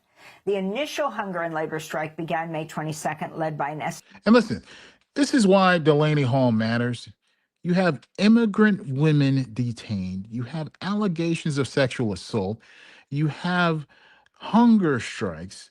You have transfers. You have a for-profit detention center.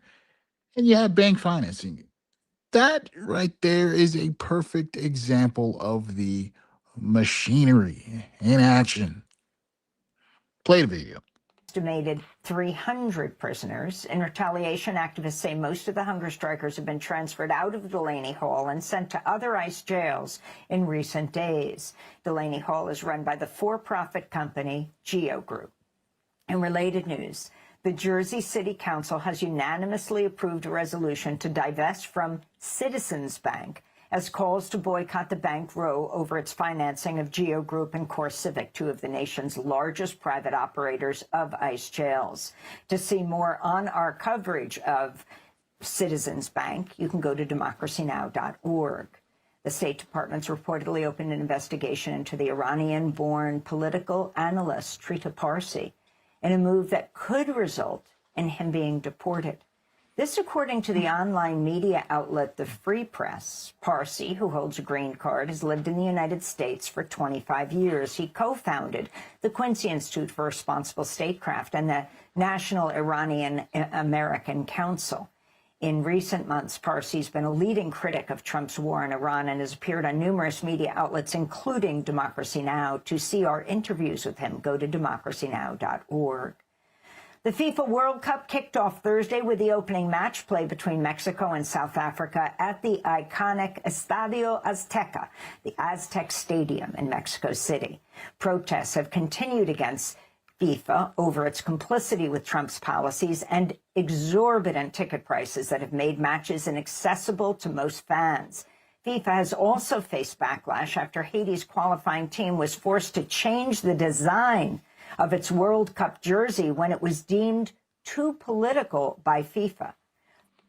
Man, even sports know how to censor memory. A Haitian revolutionary image gets deemed too political, right?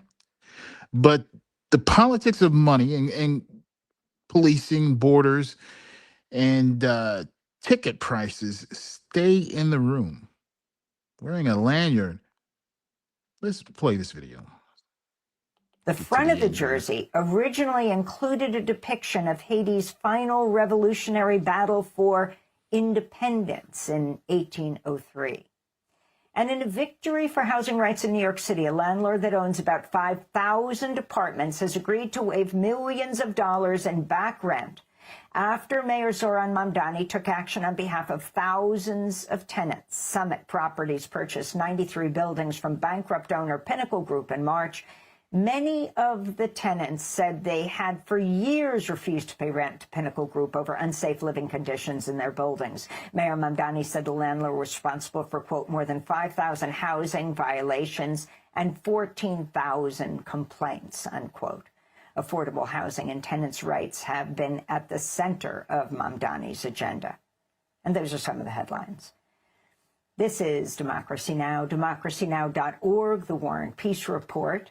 I'm Amy Goodman. Thanks for watching Democracy Now! On YouTube. Subscribe to the channel and turn on notifications to make sure you never miss a video.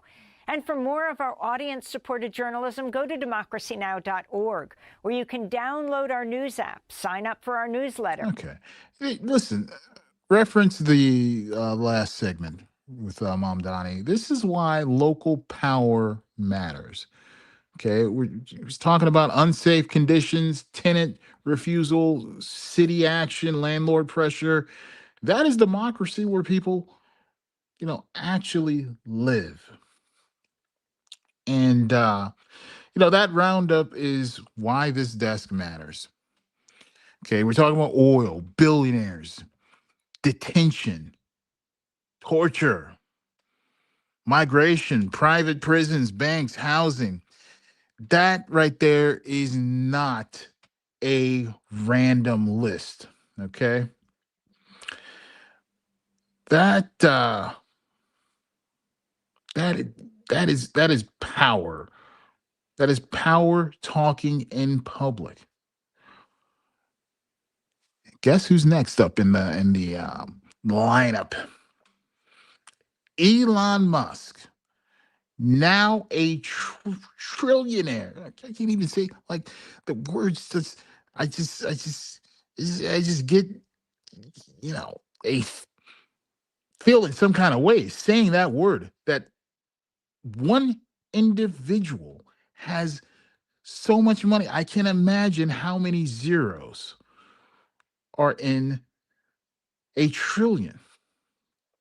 Let's sit with this trillionaire story for a moment here. And I'm not talking about it as celebrity business news. This is a threat assessment. Because once one person can accumulate wealth on the scale of a major nation, the question isn't admiration, okay? This is a question of governance. Can a republic survive private wealth that large? Roll the video.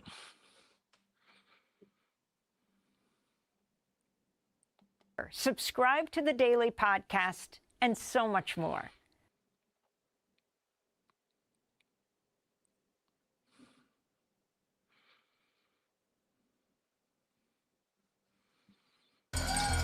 Elon Musk has become the world's first trillionaire.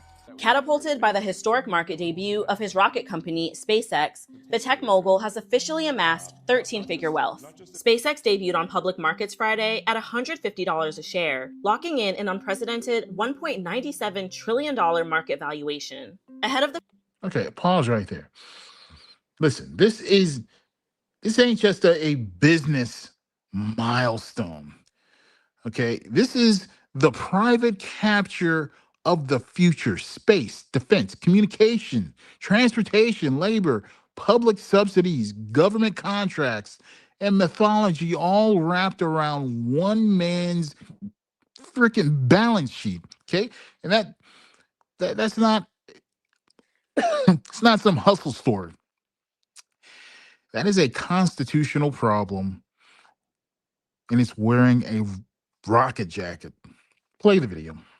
First trade-in, Forbes put Musk's net worth at $982 billion.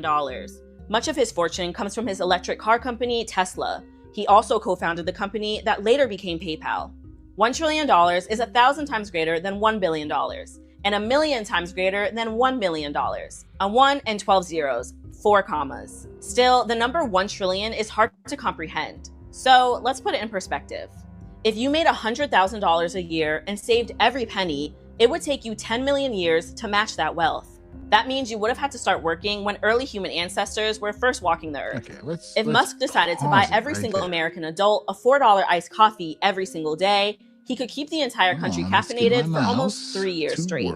His wealth will sit just shy of the gross domestic product of Poland, while completely eclipsing the entire annual economic output of Taiwan. Only about 21 countries have a GDP higher than $1 trillion today.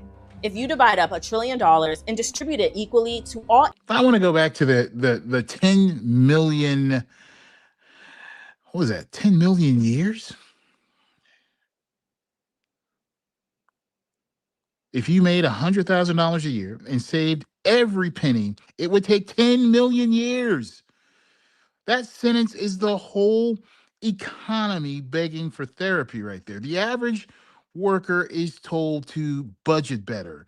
Meanwhile, we are now discussing wealth that breaks human imagination. Also, wealth near GDP of Poland and above Taiwan. God, there it is, Mary. Look, a person sitting near the economic scale of countries, citizen, entrepreneur, innovator, billionaire. None of these words are big enough anymore. We are talking about private sovereignty here. Let's play the video. 8.2 billion people on Earth, every single person on the planet would instantly get nearly $122. So what does he plan on doing with all that cash? Musk says he doesn't plan to spend his $1 trillion fortune solely on himself. He'll instead use it to fund a permanent human settlement on Mars, and is first counting on SpaceX to get us there. And this is the psychological piece right here. When inequity gets this extreme, the rich stop imagining shared repair and start imagining escape. I bet you were thinking, oh no, he's gonna donate to some charity or whatnot. No, he's getting the hell out of Dodge. He's getting the hell off Earth. Mars becomes the fantasy of people who helped make Earth unlivable for everyone else. Let's finish the rest of this. I think we are finished. Thank God. It's making my blood pressure go up. Listen, the verdict here is simple. The economy is not working equally for everyone. It's not even pretending anymore, man. A trillionaire is not just a rich man. A trillionaire, this one in particular, is a warning label. The next one, let's see, what was next? We had Deuce. See, we did everything out of order here. We've already had Deuce up. We've had him as a guest. And for those of you who just joined us, you can, catch this later. We had a very, very enlightening discussion about the Karmelo verdict. And what else did we talk about? About Stephen A. Smith finally growing a pair and, push back on Trump, but not really push back, right? It was just, this is just some barbershop style, chest bumping display talking about sports, okay? It's not what you think. So go ahead and give me a second. I need to reorient myself and get back to the next segment. Just hold tight.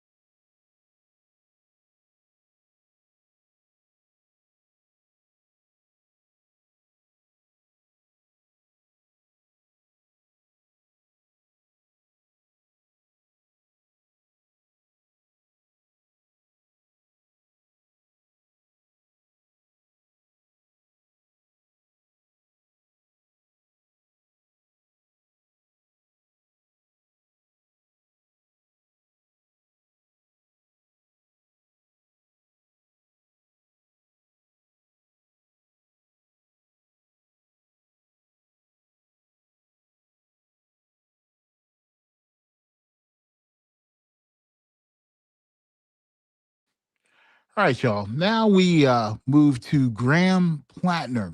And I want to be clear from the jump. I'm not here as a fanboy, all right, for lack of a better word. I'm here as somebody watching this thing, all right, watching the machinery. Listen, because mainstream media seems very interested in crushing this man. I just want to know why. Well, I know why, but I'm being performative. I'm asking the question. And no, not because all criticism is fake. I don't believe that. And not because character doesn't matter, but rather because the speed and intensity of this pile-on tells you something about what power is trying to protect. Let's go ahead and play this video clip here. This is not about me at all.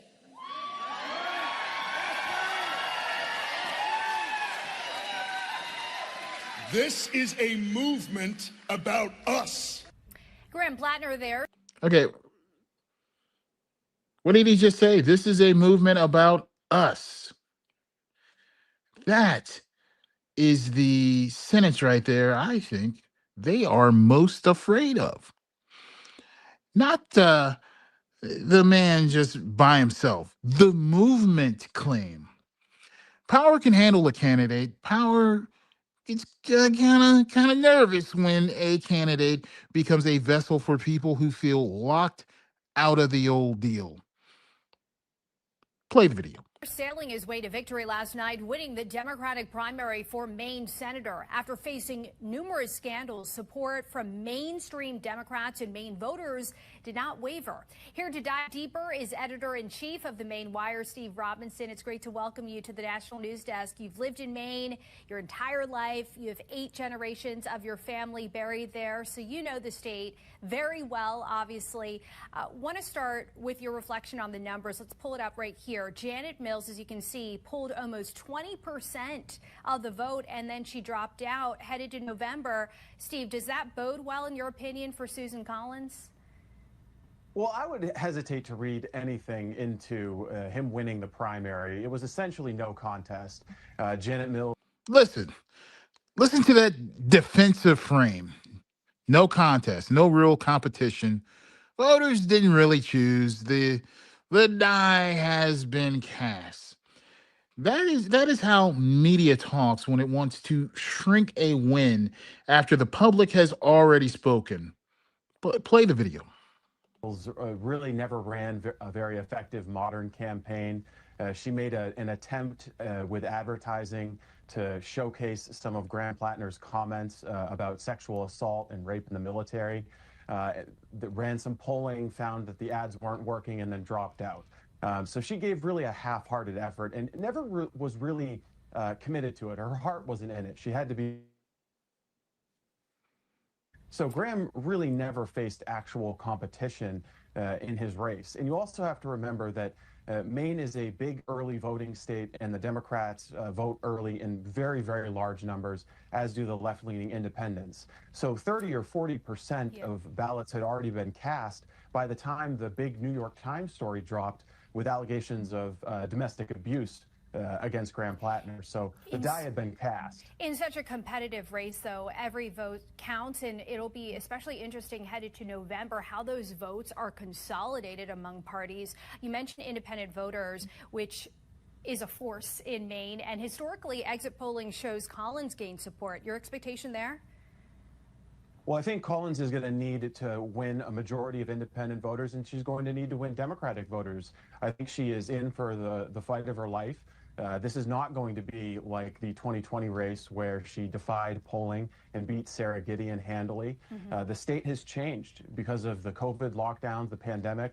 We had about 25,000 new residents move to the state from Massachusetts, New York, Connecticut, and they were mostly liberal Democrats. And we can see that in the election data. So it's going to be a harder race, probably the toughest race that she's ever faced. But I think that her constituent services and her long-standing service to the people of Maine have won her loyalty from those voters. But Graham will have that dedicated hard left base that has been imported into the state over the last 6 years. And it seems like, is speaking also to a base that doesn't want to align with President Trump. So we'll see, where that goes there. As candidates, as we take a closer look, big picture on both sides of the aisle, become more polarizing. Is this, in your opinion, the end of moderate candidates? Well, that's going to be a question that will be answered in November. Can someone like Susan Collins exist in modern day politics, or are we destined to have people like Graham Plattner, who the other day was talking about locking up billionaires who look at their TV the wrong way? This is a guy who really wants to criminalize opposition to his own political ideas. And in our reporting, we found that he actually has trained far left militia groups. Okay, what did she say about moderation and common sense? All right, that magic word, moderation. In American media, moderation often means protecting the current arrangement from people harmed by the current arrangement. The question is never moderate for whom. Play the video. In the state of Maine. So he really is an extremist candidate, and I think that the election in November will be a referendum on whether the kind of moderation and common sense that Susan Collins has represented for decades now is going to survive in American politics, or are we headed towards the hyper-partisanship that somebody like Graham Plattner represents? I want to hear really quick a little bit more, if you could share about that investigation. You broke a story saying Plattner taught military tactics, recruited for a socialist paramilitary group in Maine. Tell us more about that. Give our viewers a sense of what you found, what else people may not know about Plattner, the oyster farmer, because between now and November, they're really looking for, is this everything that has come out, or is there something more? Well, first, I can guarantee more is going to come out. But with regard to the Socialist Rifle Association, this is a national group that has a chapter in Maine, and they've been tweeting out pictures of their rifle trainings, and they blur their faces like any normal organization would do with the pictures that they put out of their military trainings. But in the now infamous Reddit archive that has been linked to Graham Plattner through the handle P-Hustle, he talks about how he's a rifle instructor, a range instructor with the Socialist Rifle Association, and we were able to find pictures where they didn't blur it quite well enough, and it's very distinctively Graham Plattner there on the range teaching a far-left Antifa-type LGBTQ group how to take 75-yard shots at human-shaped targets with AR-15 type rifles. And it's something that his campaign has never denied, by the way. Some national reports have picked that up. So this is an individual who is very familiar and close with the furthest far-left fringes of political groups here in the state of Maine, and they came out in force to support him. And in addition to that, he has the support of the very billionaires that he's campaigning against. And that's the irony of it, is the billionaires are supporting him, not Senator Collins, and he's the one saying that he's the anti-oligarchy candidate. And also interesting, besides Bernie Sanders, some big name establishment Democrats coming to his side and supporting him. That's just one example here. Plattner this morning on The Morning Joe. Take a listen to what he had to say. I just want to make this clear. There's nothing out there that's actually concerning. People will make everything seem very concerning because that's what people do in politics. Hey, this is where he may be overcorrecting.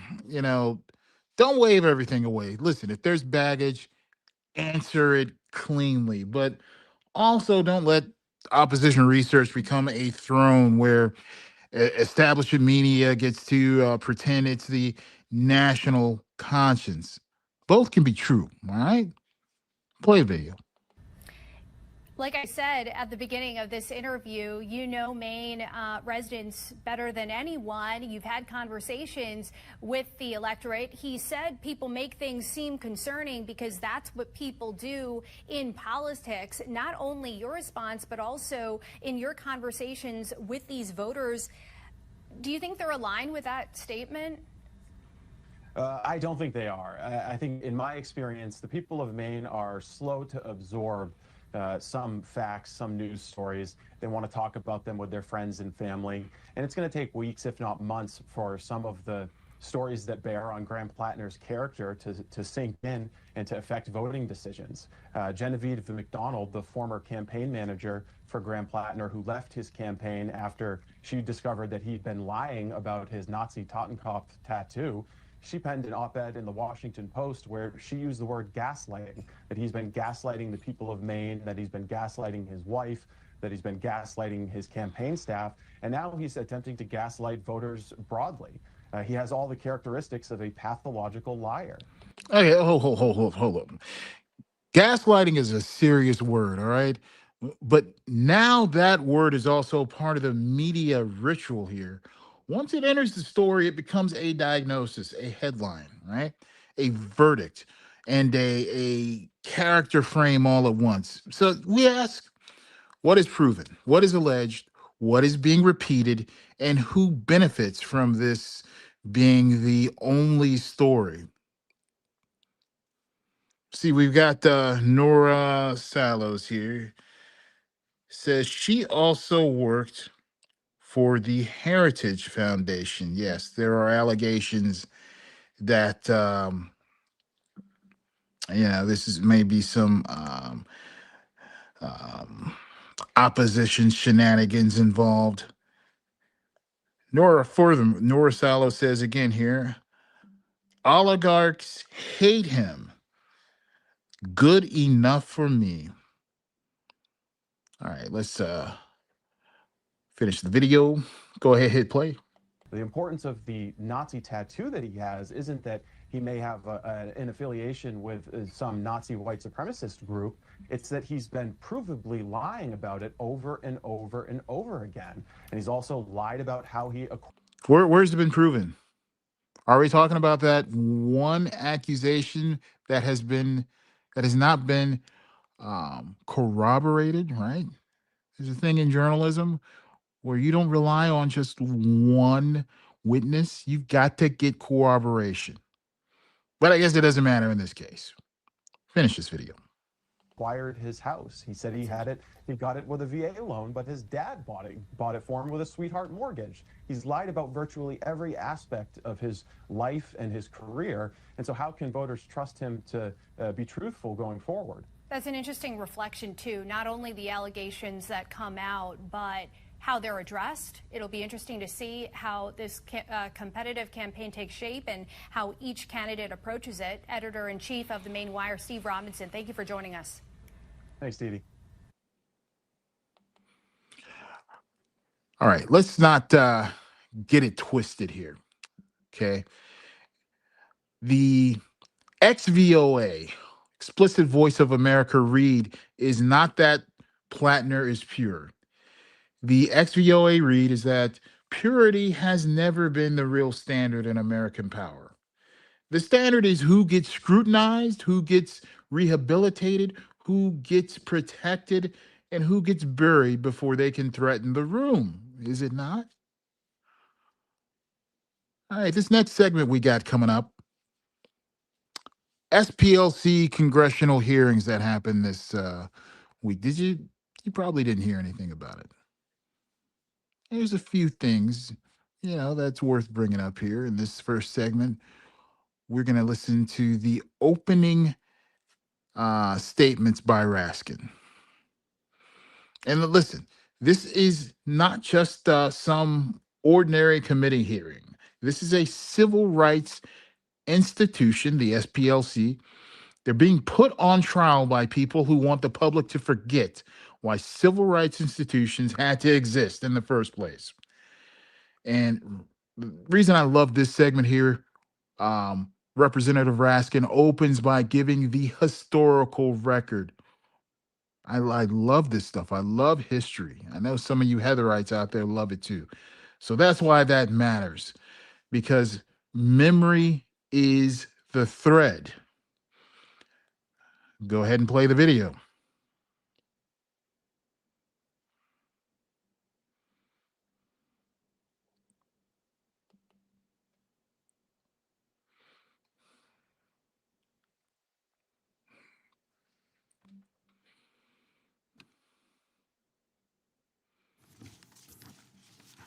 Thank you very much, Mr. Chairman. Welcome to our witnesses. Created in 1971 and headquartered in Montgomery, Alabama. Created in 1971, headquartered in Montgomery, Alabama. The Southern Poverty Law Center is one of America's leading civil rights groups. It fights for voting rights throughout the South, economic justice, and criminal justice reform, like every major... Okay, there we go. Listen, start with the facts. Raskin, you can probably tell the way he started that. He is a lawyer, okay? Surprise, surprise, right? Congressman. Montgomery, 1971, voting rights, economic justice, criminal justice reform, okay? That's not incidental. That is geography and mission. The civil rights movement didn't end. It institutionalized because the backlash institutionalized too. Keep it going. Roll the video. Civil rights group in our history, it's been subjected to serious white supremacist violence. Its leaders have been threatened and attacked since its founding, and SPLC headquarters were firebombed in 1983 by members of the Ku Klux Klan who were convicted of conspiracy in federal court.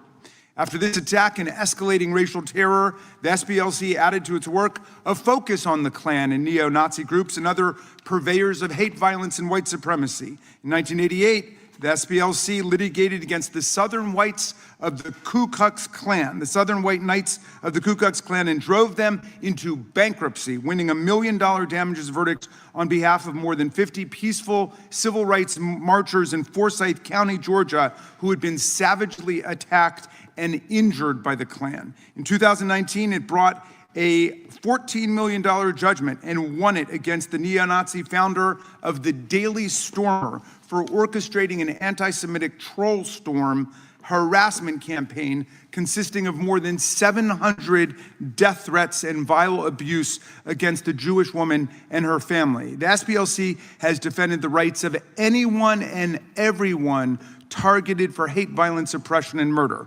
Today, it's under attack by the Trump administration and MAGA. Like the Voting Rights Act of 1965, the great legislative achievement of the modern civil rights movement, now dismantled by the Roberts Court, the SPLC is an enduring institutional beacon of hope for millions of people seeking to create a more perfect union. The Trump administration is thus naturally trying to tear it down. I've heard three main arguments for this. The SPLC is under attack by the Trump administration. That's Raskin's main charge here. The people who benefit from erasing the history of white supremacist violence now want to discredit one of the institutions that tracked it. That is not a random oversight right there. That is memory expression with a congressional microphone. Play the video. Astonishing crusade. The first is that the age of racism and white supremacy violence is over in the 21st century. And so the SPLC's work is unnecessary. Well, this is plainly ridiculous. We live in an age of resurgent racial injustice, profound economic inequality, and relentless... And what he said right there, you know, let's address this argument that racism and white supremacist violence are over. Okay, that is just ridiculous. And this is where Raskin does the basic thing mainstream coverage often refuses to do. He names the lie outright. Okay? The age of racism is not over. The machinery changed outfits. Roll the video. This assault on the right to vote. Racist violence still permeates our society. In recent memory, avowed racists and white supremacists have killed 23 people in the El Paso Walmart massacre, 11 people worshiping at the Tree of Life synagogue in the worst anti-Semitic attack in American history, 10 people who were killed shopping for groceries in the Buffalo supermarket massacre, 9 worshiping parishioners were gunned down at the Mother Emanuel Church massacre in Charleston, South Carolina, and 8 people were killed at the Atlanta spa shootings, to name just 5 examples out of thousands. In 2024 alone, the FBI recorded nearly 12,000 hate crime episodes in our country. Just a few weeks ago, 3 fathers died defending their mosque, and 140 children at worship services in San Diego against 2 fanatical white supremacist teenagers jacked up on white great replacement theory and far-right neo-Nazi ideology, who took their own lives tragically after the attack. But here's the second argument they use. They say, well, even if there's all this violence that we're engulfed in, the Southern Poverty Law Center itself is responsible for the violence that we see around us. The basis for this outlandish claim is that for decades, at least since the 1990s, the SPLC has infiltrated and investigated the Klan, neo-Nazis, and other groups by paying informants who go undercover.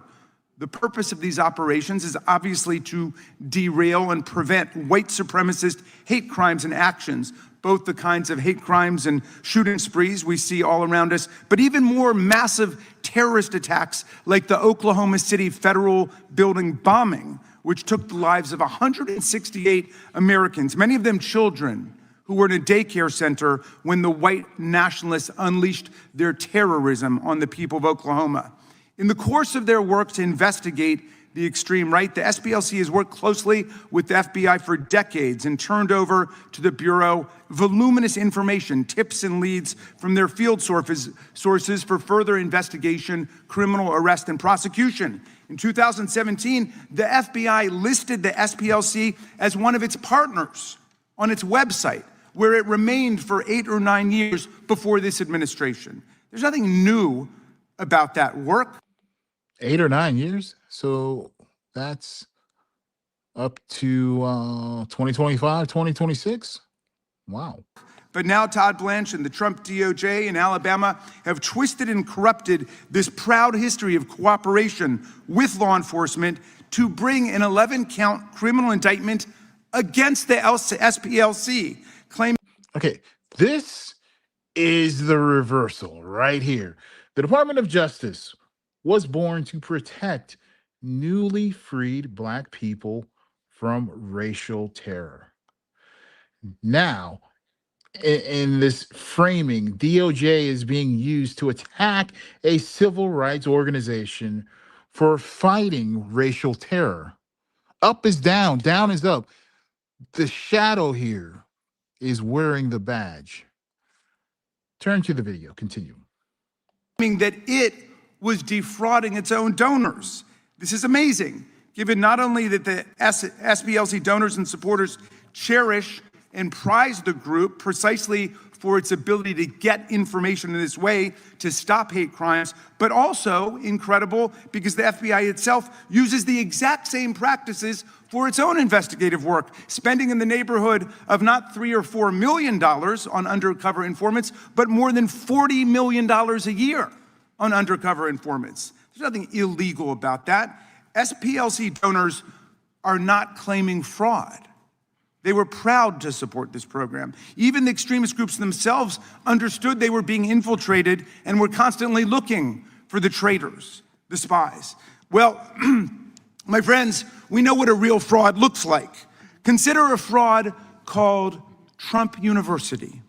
A scam from top to bottom, where 9,000 victims joined 3 different class action lawsuits to complain about the fact that they were cheated out of thousands of dollars for a university that existed in name only, without a real curriculum, without real professors, without an actual campus, or any way to keep their extravagant and seductive promises to their students. The thousands of outraged victims were not silent. They came forward to complain, and they won a $25 million settlement against Donald Trump and the purveyors of this fraud. One former instructor at Trump University said it, quote, preyed upon the elderly and uneducated to separate them from their money.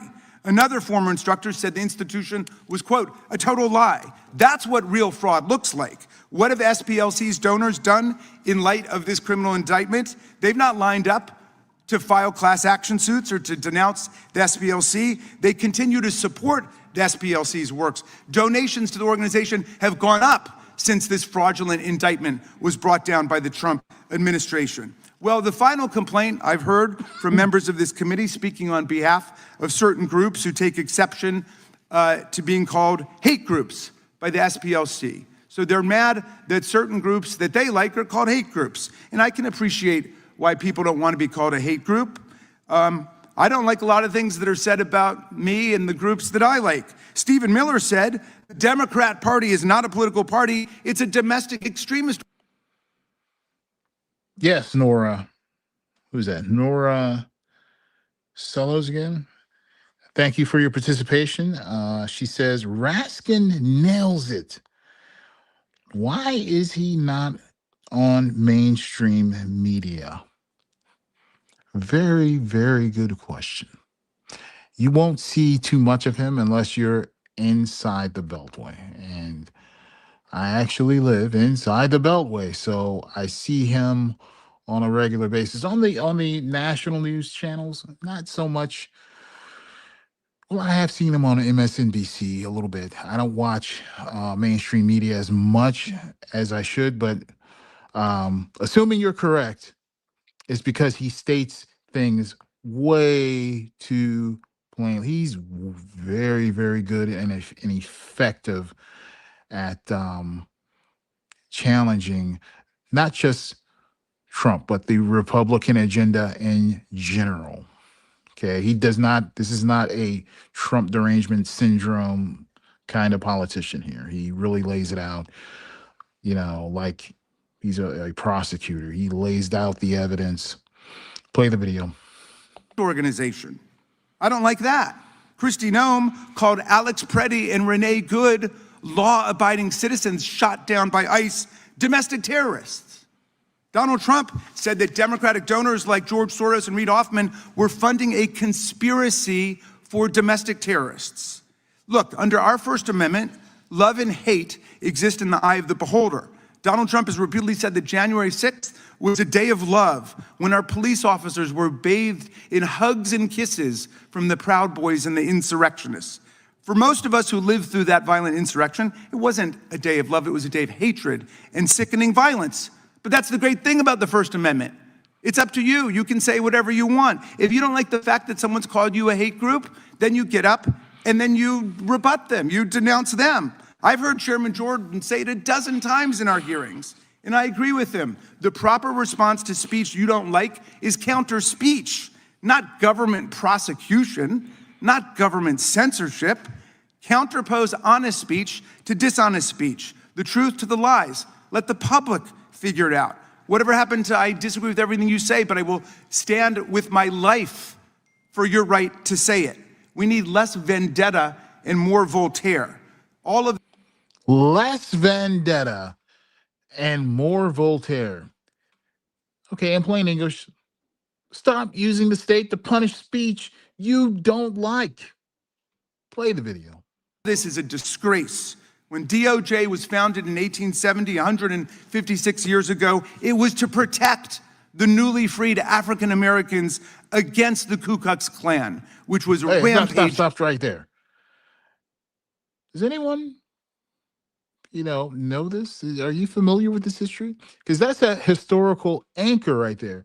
The Justice Department was not created as an abstract law machine floating above history, okay?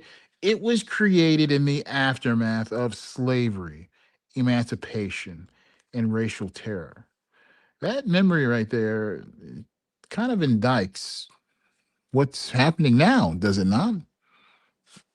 Play a video. Violence throughout the South. Todd Blanche has capsized DOJ's commitment to the rights of all and disgraced the department. He has directed DOJ to savage the SPLC while he does everything in his power with the president to aid and abet the right-wing extremists who commit acts of violence against racial minorities. Just 2 weeks after becoming acting AG, he moved to vacate the criminal convictions of the leaders of the Proud Boys and Oath Keepers for seditious conspiracy. They were convicted and sentenced to jail for many, many years. Seditious conspiracy means working to overthrow the government of the United States. These were crimes so toxic that President Trump wouldn't even pardon them when he was pardoning en masse more than 1,600 other cop-beating, racist January 6 rioters and insurrectionists. These are the people that the DOJ now protects. And now, Todd Blanche wants to create a $1.776 billion taxpayer-funded slush fund to turn the January 6 foot soldiers into mega millionaires. And while Blanche was at it, he signed an outrageous super pardon to give not just Donald Trump, but his entire family and all their businesses complete and total immunity from any investigation, audit, lawsuit, or prosecution by any federal agency for any criminal or civil violation against the United States up until this point. And while systematically firing prosecutors and FBI agents who worked on the January 6 investigation, the largest criminal probe in American history, Trump and Blanche are putting January 6 rioters, violent extremists, and their closest allies in key positions throughout the DOJ, like Jared Wise, who urged rioters to kill police officers on January 6, like Ed Martin, who defended violent cop beaters, both as a defense attorney and a federal prosecutor. He's been given free rein now as DOJ's pardon attorney, despite his long history of consorting with neo-Nazis. Donald Trump nominated Paul Ingrassia, 3 years out of law school, to run the ethics watchdog Office of the Special Counsel and stood by him after it was revealed that he admitted to having, quote, a bit of a Nazi streak in him. And he wrote that the Martin Luther King holiday should be tossed into the seventh circle of hell. The Department of Defense hired Elias Irizarry, an unqualified, inexperienced 24-year-old Trump loyalist and convicted J6 rioter who was pardoned by the president to work on irregular warfare and counterterrorism, and so on. We understand that the extremist swamp that gave rise to this criminal indictment against the SPLC is just one more Orwellian attack on the civil rights movement and one more Kafkaesque prosecution designed to shame and ensnare the righteous and acquit and absolve the guilty. Orwellian. What was that word? Kafkaesque. Now, the language gets big because the stakes are big here, okay? Orwellian means the words are being reversed. Okay? How do you spell it? Kafkaesque. I know I've mangled that whole word there. Let me give it one more try. Kafkaesque means the process itself becomes the punishment. Listen, that's what happens when the state stops arguing and starts hunting people down. Let's finish this video. It is a tissue of lies that will join the pantheon of debunked fraudulent prosecutions that DOJ has been excoriated for by dozens of judges across the land, appointed by all different presidents. A few weeks ago, a federal judge in Rhode Island, Judge McElroy, called the government's submissions in a case misleading, if not utterly false. Another judge said that DOJ attorneys had submitted a patently false allegation to the court. Another judge rejected administration officials' testimony as disingenuous, squalid, and dishonorable. And another court found the administration had provided a highly misleading, if not intentionally false, sworn declaration so disingenuous that the court is left with little confidence that the United States can be trusted to tell the truth about anything. I predict it will not be long before another federal judge casts this obscene prosecution to the winds. I'm only sorry the great name of the House Judiciary Committee has now been made an accomplice to this fraud against the court and the country. I yield back to you, Mr. Chairman. Gentleman yields back. I don't think. All right. So that verdict there is ugly. Okay. The enemies of the civil rights movement did not disappear. Some of them just got better microphones, all right? Some got committee assignments. Some got federal power. And now they want to make the people who tracked hate look like the source of hate. This next segment, we've got Raskin and Dr. King. No, not that King. You'll see what I'm talking about. Now, we're going to stay in the hearing. This is the same hearing. We're just switching it up here a little bit. This particular exchange with Raskin and Dr. King, not that King, Dr. Alveda King, is important because it shows how movement memory can be weaponized against movement institutions. And I want to be careful here. This is not about bloodline disrespect. This is about political use. Go ahead and roll the video.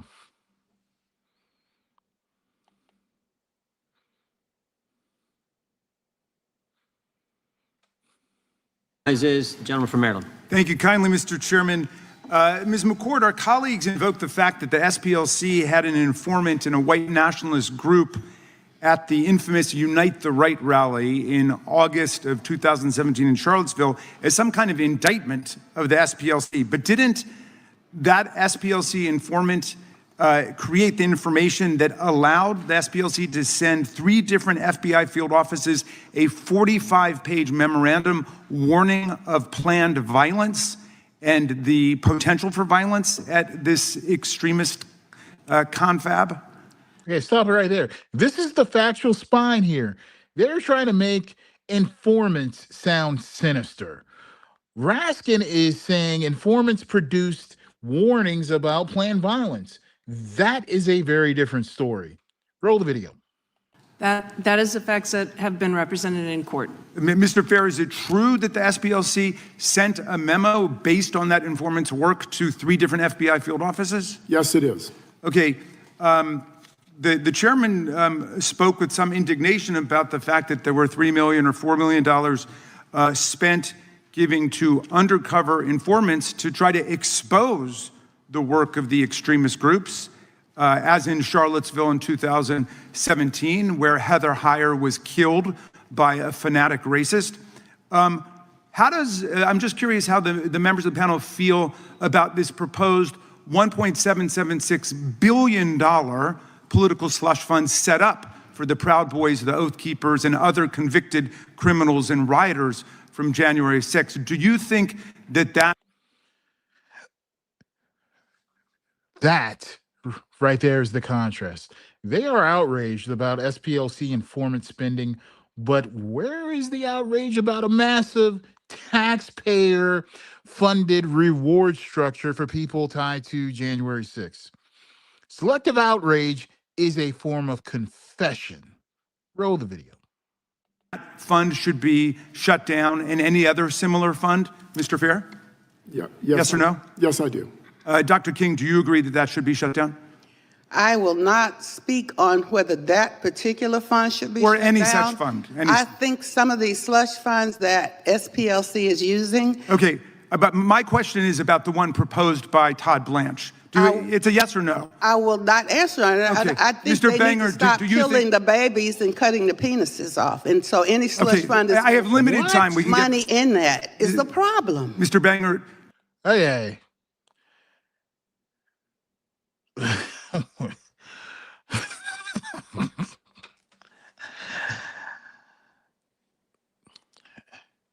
That is one hell of a pivot. Okay, how did we start talking about penis? Listen, when the question is about the slush fund and the answer goes somewhere else, the, the machinery is trying to escape the room. Okay, they're trying to escape the room at freaking light velocity right here. Play this thing. Do you believe that the $1.776 billion political slush fund should be shut down and any similar fund? I think that's a question for Congress to answer. Okay, and Professor McCord, what do you think? Should that political slush fund be shut down? Yes, it should. And any similar slush fund? Yes, it should. Okay. So the conceit of the prosecution, this whole hearing, the whole attack on the SPLC is that there's some contradiction between fighting against extremist hate and racism for decades and then sending people undercover as informants to find out what these groups are doing. Do you agree that there's a contradiction, Professor McCord? I agree that it is a very useful law enforcement tool to use informants and cooperators to learn more, not just about hate groups and potential domestic violent extremism, but also as a tool to dismantle drug trafficking groups and human trafficking groups. So if the FBI sent someone undercover to expose a mafia organization, narco traffickers, international human traffickers, that wouldn't mean that the FBI is supporting those groups, would it? That's correct. Okay. As a matter of law, and as a matter of fact, can you have a criminal fraud if there are no victims of the fraud? To have a criminal fraud, you have to have made statements and fraudulently to induce some activity. And if it did not induce some sort of activity, like a gift or donation, then there is no fraud. Well, what I don't understand is that suddenly, out of the blue, there's a claim that the Southern Poverty Law Center is engaged in fraud because it's been extremely effective.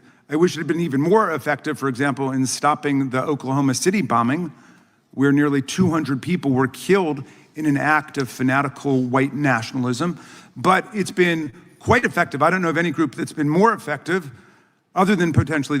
Let me pause right here. We've got a comment from Pamela Reynando. Thank you for joining us this evening. She says the Southern Poverty Center is a wonderful organization. What crap she is saying. Yes. I agree with you wholeheartedly, Pamela.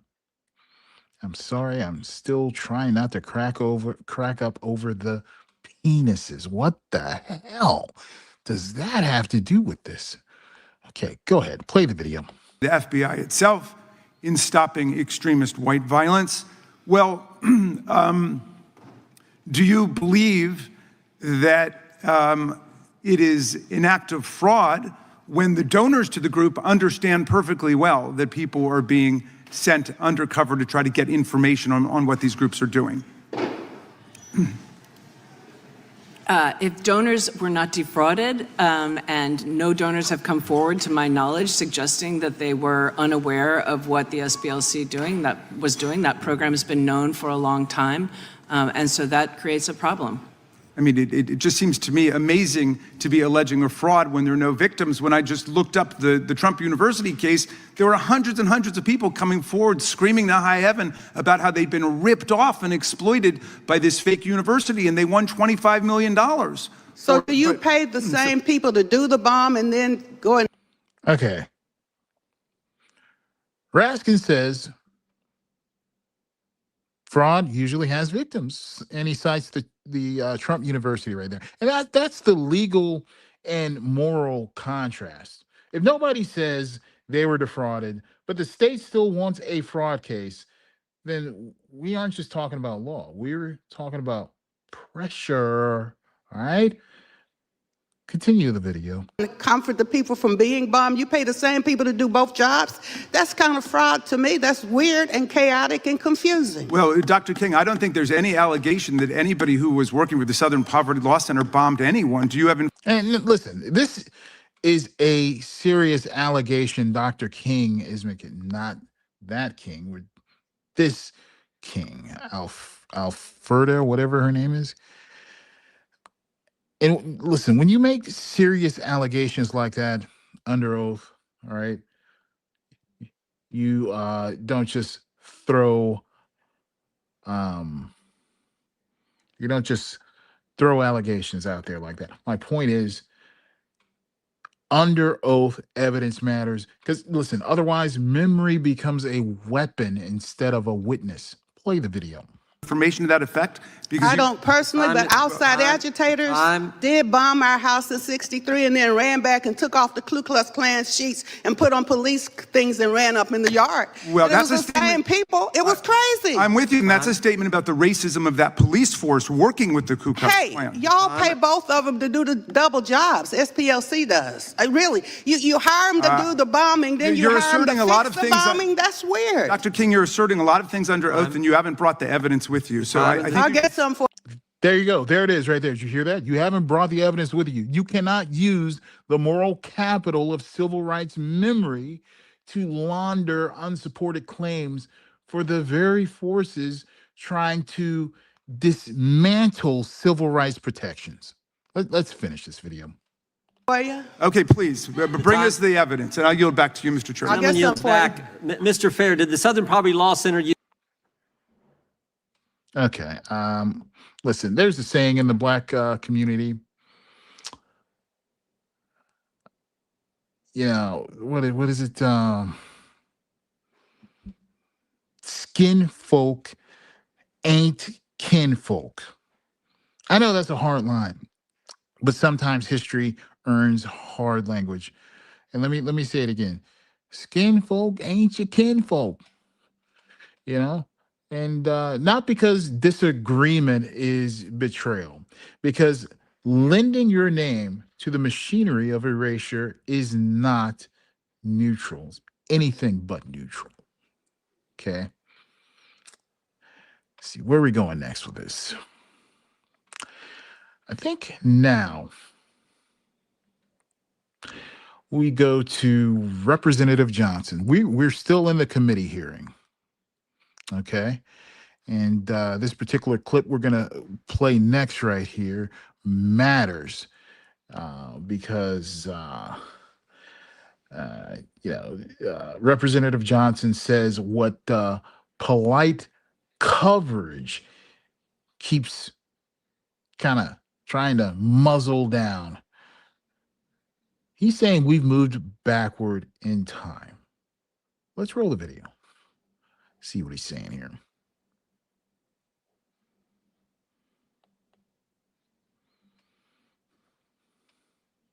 This hearing takes me back to the 50s, the time of McCarthyism, the time of demonic and demonizing attacks against political enemies that was in vogue by the notorious and infamous Joe McCarthy, the House Un-American. Okay, pause it right there, okay?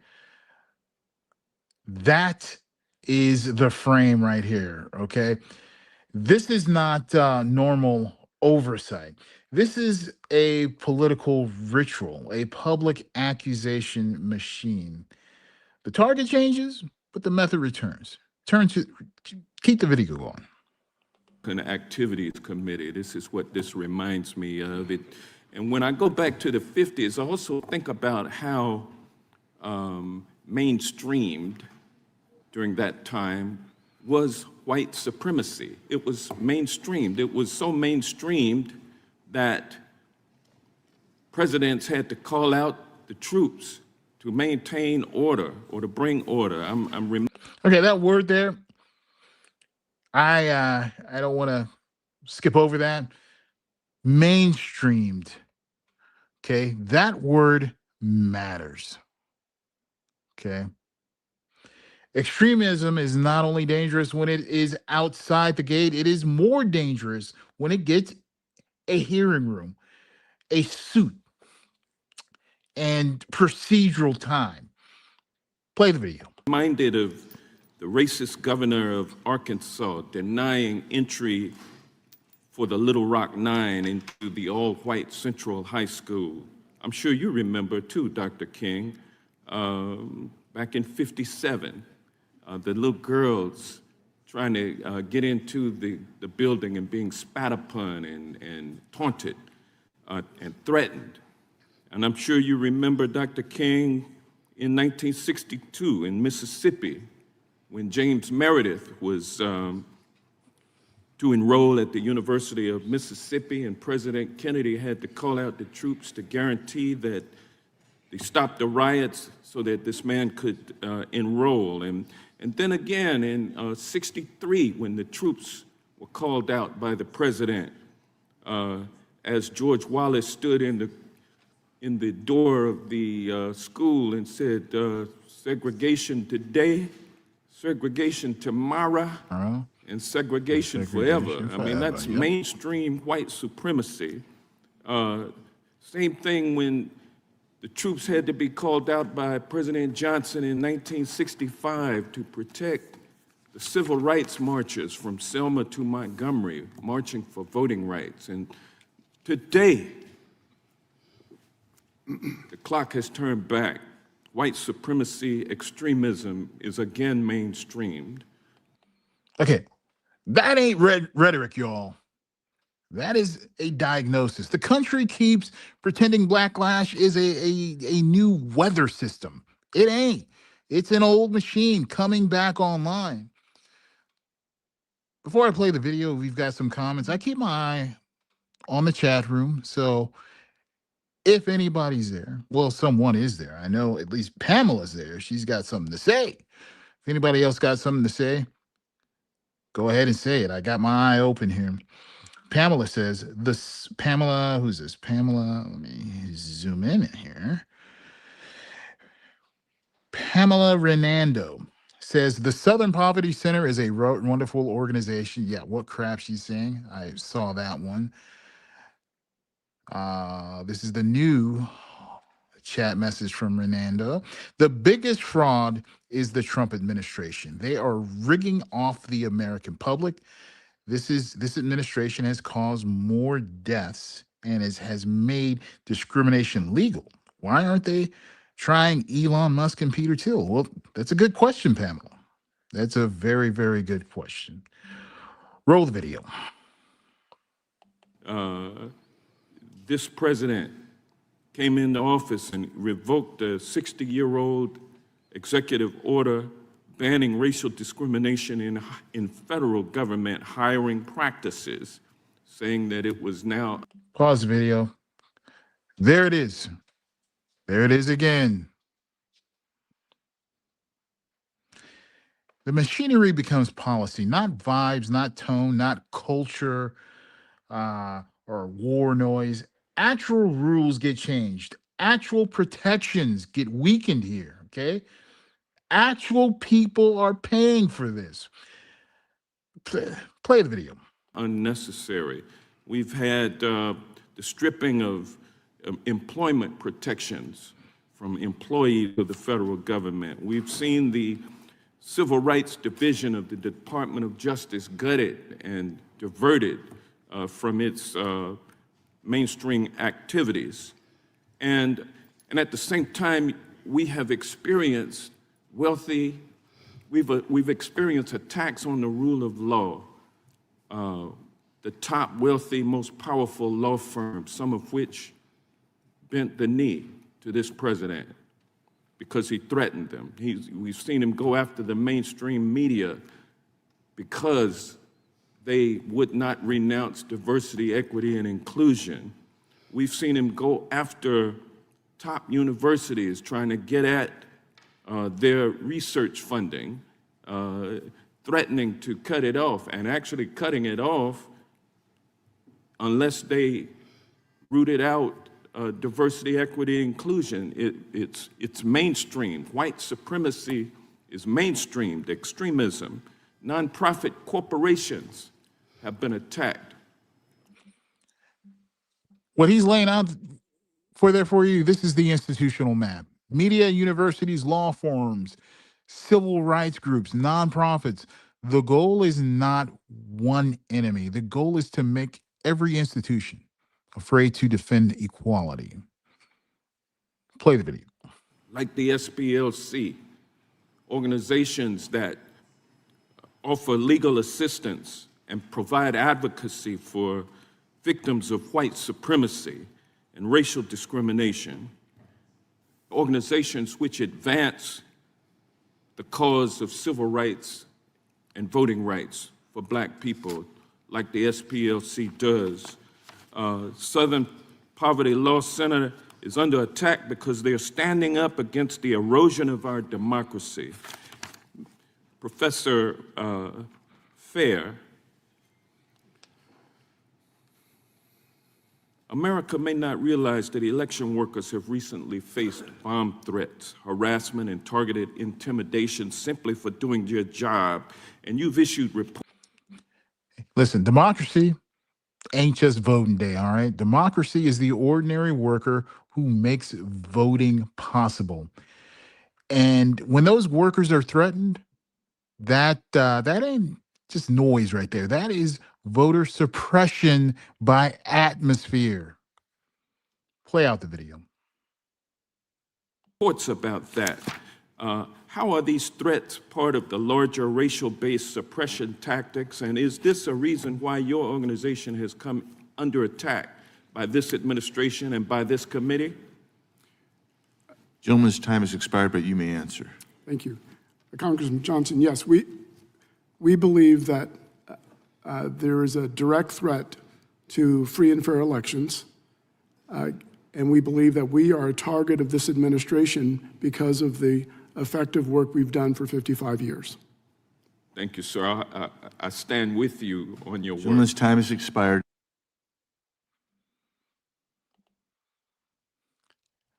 All right, listen.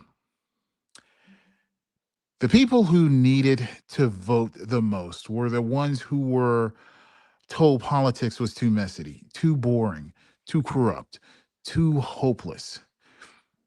Now the bill is here. And the bill doesn't care whether you were tired. All right. So this next section we got coming up. We're still in the same hearing, but we're going to end it with fireworks. Jasmine Crockett. Some people say she's a little too brash. That's an understatement there, I think. But they always say that about Black women, right? When the truth isn't, wrapped in freaking tissue paper. Listen, the question is whether this is the kind of fire Democrats need against a movement that has stopped pretending it wants fair play. Play the video.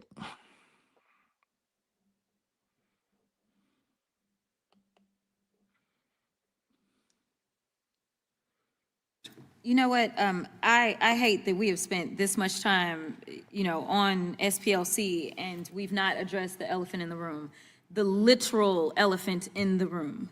The vast majority of the people on that side of the aisle, and for those of you that are at home, let me tell you, when I say that side of the aisle, I'm talking about the Republicans, the ones that brought this hearing. And again, you've heard that this is not the first hearing, but the vast majority of them are white men. White men are lecturing people of color because the vast majority, actually, any semblance of diversity comes from this side of the aisle. You want to tell people of color who is fighting for who? People of color do not feel comfortable or welcomed within your party. That's why you have to parade someone who has the name Dr. King attached to them so that people can be confused, because I have been reading the comments online and people are like, who is this Dr. King? Because Okay, listen. So she's throwing a whole lot of, bam, bam, bam, bam, bam. She said the vast majority of the Republican side are white men. Okay, she names the room directly. That is why people get uncomfortable. Power doesn't like being described, right, while it is performing. And she said what? They parade someone with the name Dr. King. Did we get to that? Yeah, let's see. You want them to believe that somehow she espouses who Dr. King was, yet you've yet to have MLK the third come in here. So that right there, that's another charge right there. Listen, not that Dr. Alveda King has no right to speak. Okay, she does. The charge here is that Republicans know exactly what symbolic cover they are buying when they put the King name in the room. You've yet to have Dr. Bernice King, the ones that were actually raised by Dr. King, the ones that actually probably understand the teachings of Dr. King. And I just want to be clear, because I want to talk to y'all about what the Dr. King had to say about racism, so that y'all don't get it twisted and don't get it confused just because you see the name sitting in this room. Our nation was born in genocide when it embraced the doctrine that the original American, the Indian, was an inferior race. That was from his 1963 book, Why We Can't Wait. He also said, in the final analysis, racism is evil because its ultimate logic is genocide. If one says that I am not good enough to live next door to him, or to have a good, decent job, or to go to school with him merely because of my race, he is saying consciously or unconsciously that I do not deserve to exist. This was from his 1967 speech, The Other America. So just to be clear, y'all don't seem like y'all even understand what a hate organization is. So I would Listen, y'all, this is memory fighting back, not the soft focus King, okay? Not the sanitized dream only King, okay? The King who named genocide, the King who said racism questions whether you deserve to exist. That King is dangerous to the people trying to use his name as wallpaper. All right, let's keep it going. went to Google to help you out. A hate group is an organized group whose beliefs, practices, and primary purpose are centered on advocating malice, hostility, or violence towards people based on their immutable characteristics such as race, religion, ethnicity, gender, sexual orientation, or disability. Now listen, this is why this hearing is so revealing. The people screaming about being called hateful often don't want to discuss what hate is aimed at. I think we have some comments in the room. Let's see here. Oh, Pamela Renando. She says, you pronounced my name right. I was in law enforcement. I witnessed discrimination firsthand. I fought against it. I testified in front of Congress and the city council against it. This is all smoking and mirrors. They want to the dark. I think she's saying they want the dark Enlightenment movement, the Federalist Society, Opus Dei. Oh boy, you taking us to Opus Dei. And Israel wants to destroy democracy. They believe in a dictatorship. I love Jasmine Crockett. She is brilliant. Yes, I love her too, but let's face it, a lot of people see her as too brash, right? They, what would a Democratic consultant say? I wouldn't quite say it that way. Yeah, she's very, very direct.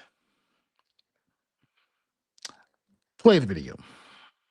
So I know some of y'all are, caping for Charlie Kirk, because I done heard y'all talk about his organization over and over and over. So I'm not finna play with anybody who's gonna play with my time. So I'm going directly to Miss McCord. Professor, let me put some respect on your name. All right, if I see a black pilot, I'm going to be like, boy, I hope he's qualified. Does that sound like a hater or not? That sounds like a racial stereotype. Okay, sounds good to me. We made a huge mistake when we passed the Civil Rights Act in the mid-1960s. That sounds like someone who still adheres to racist views. Okay. Yep. America has freedom of religion, of course, but we should be frank. Large, dedicated Islamic areas are a threat to America. That is someone who can't accept that America is a multiracial, multi-religious place. Okay, these all just happen to be comments from. And listen, she's doing the simplest thing right here, reading the record. And when the record sounds ugly, they blame the person reading it. Play this video. The fearless leader of Turning Point USA, so I could see where SPLC was going. I also think that it's so interesting that right now, just for those sitting at home, you may not know that oversight is not having any hearings right now because the Republicans don't want to deal with the Epstein file. So they have shut down all of oversight committee hearings, right? So we've got an indictment for SPLC. Whoa. That is the buried machinery right there. What gets investigated, okay? What gets ignored? Who gets protected? Who gets dragged to the table, right? I've been in law enforcement, police, retired 20 years. So, me and Pamela, we know what's up about that kind of power. Again, I'll say it again. Who gets investigated? Who gets ignored? Who gets protected? Play the video. I have still yet to see an indictment on any Epstein defendant. Not a one, but okay. And we want to talk about what happened in Charlottesville, and we are so upset about Charlottesville. All of a sudden, I would be interested to know which one of you had something to say about Charlottesville when it happened, because I don't think that y'all were saying those same things. In fact, your fearless leader at the time said that there were pretty fine people on both sides. You were okay with the tiki torches. You were okay. And listen, Charlottesville is the wound they keep trying to relabel. You cannot pretend to be horrified by extremism now if you made excesses for the tiki torch crowd then. Okay, keep the video rolling. With it, but I digress. I'm gonna move on to Texas in my last 24 seconds. In your testimony before the Texas House of Representatives, you read aloud a series of messages between you and other whistleblowers, basically explaining the corruption happening, directed by Attorney General Ken Paxton. On page 82, lines 5 through 11, you list all the corruption that Ken Paxton directed you and others to carry out, to quote, demanding that we investigate facially bogus charges, refusing to take our advice that there is no prosecutable offense, demanding that we hire outside counsel, and authorizing an improper fishing expedition. Is that correct? The time the gentleman has expired. The gentleman can respond if he wants. My testimony from that proceeding stands for itself. Yeah. So You're now recognized. just to clarify, The gentleman's time has expired. I understand. Our next person is going to give you time, Dr. King, to respond. So we will now recognize the gentleman from South Carolina. I'm gonna be gone. Dr. King, thank you for being here. I know that there was a monologue earlier in which you wanted to respond. I think you were kind of ready to do that, but we're not given that opportunity. Would you like to briefly respond to that? Very briefly, Congresswoman, I am a bit emotional. I'm going to watch what I say. But it seems as though you have suggested that I am a bastard to the King family legacy. This is where the emotional theater gets complicated. Listen, I don't want to mock the emotion, but I do want to notice the move. Crockett challenged the political use of the name. The response turned it into a personal wound. And then that's how the argument shifts from machinery to feelings. All right, let's go ahead and finish this. I am legitimately the daughter of Reverend Alfred Daniel Williams King and Dr. Naomi Ruth Barber King. We are a family who loves God, and I love you. God bless you. Ms. King, let the record reflect that the gentlelady from Texas left the room. Thank you for responding to that. So, what just happened there? Listen, is Crockett brash? Maybe. But listen, the house is on fire, and some people are still asking the smoke to use an indoor voice. All right, this next section, this is going to take it back to Graham Plattner. This is going to be the discussion on The View. And, I want to hear what the ladies have to say because, this is the hard Democratic argument in miniature right here, right? Character versus power, purity versus survival, moral high ground versus actual control of the Senate. And listen, I'm telling you now, I'm trying to be objective, but it is hard when the whole machine seems to have come down on the man all at once. Listen, anybody from Maine? We got any Maine voters listening right now? You know what I'm talking about. You've seen them. You've seen the media and the Democratic establishment working hand in hand with Republicans to try and make this man some kind of a monster. And that just makes you want to vote for him more, right? Just like MAGA, how they would always say, oh no, they're going after Trump. That makes me want to vote for him more. I think we have a message here in the chat room. Make sure I don't miss it. And Samantha Shepard, thank you for joining us. All right, let's go ahead and play this next segment. Play the video.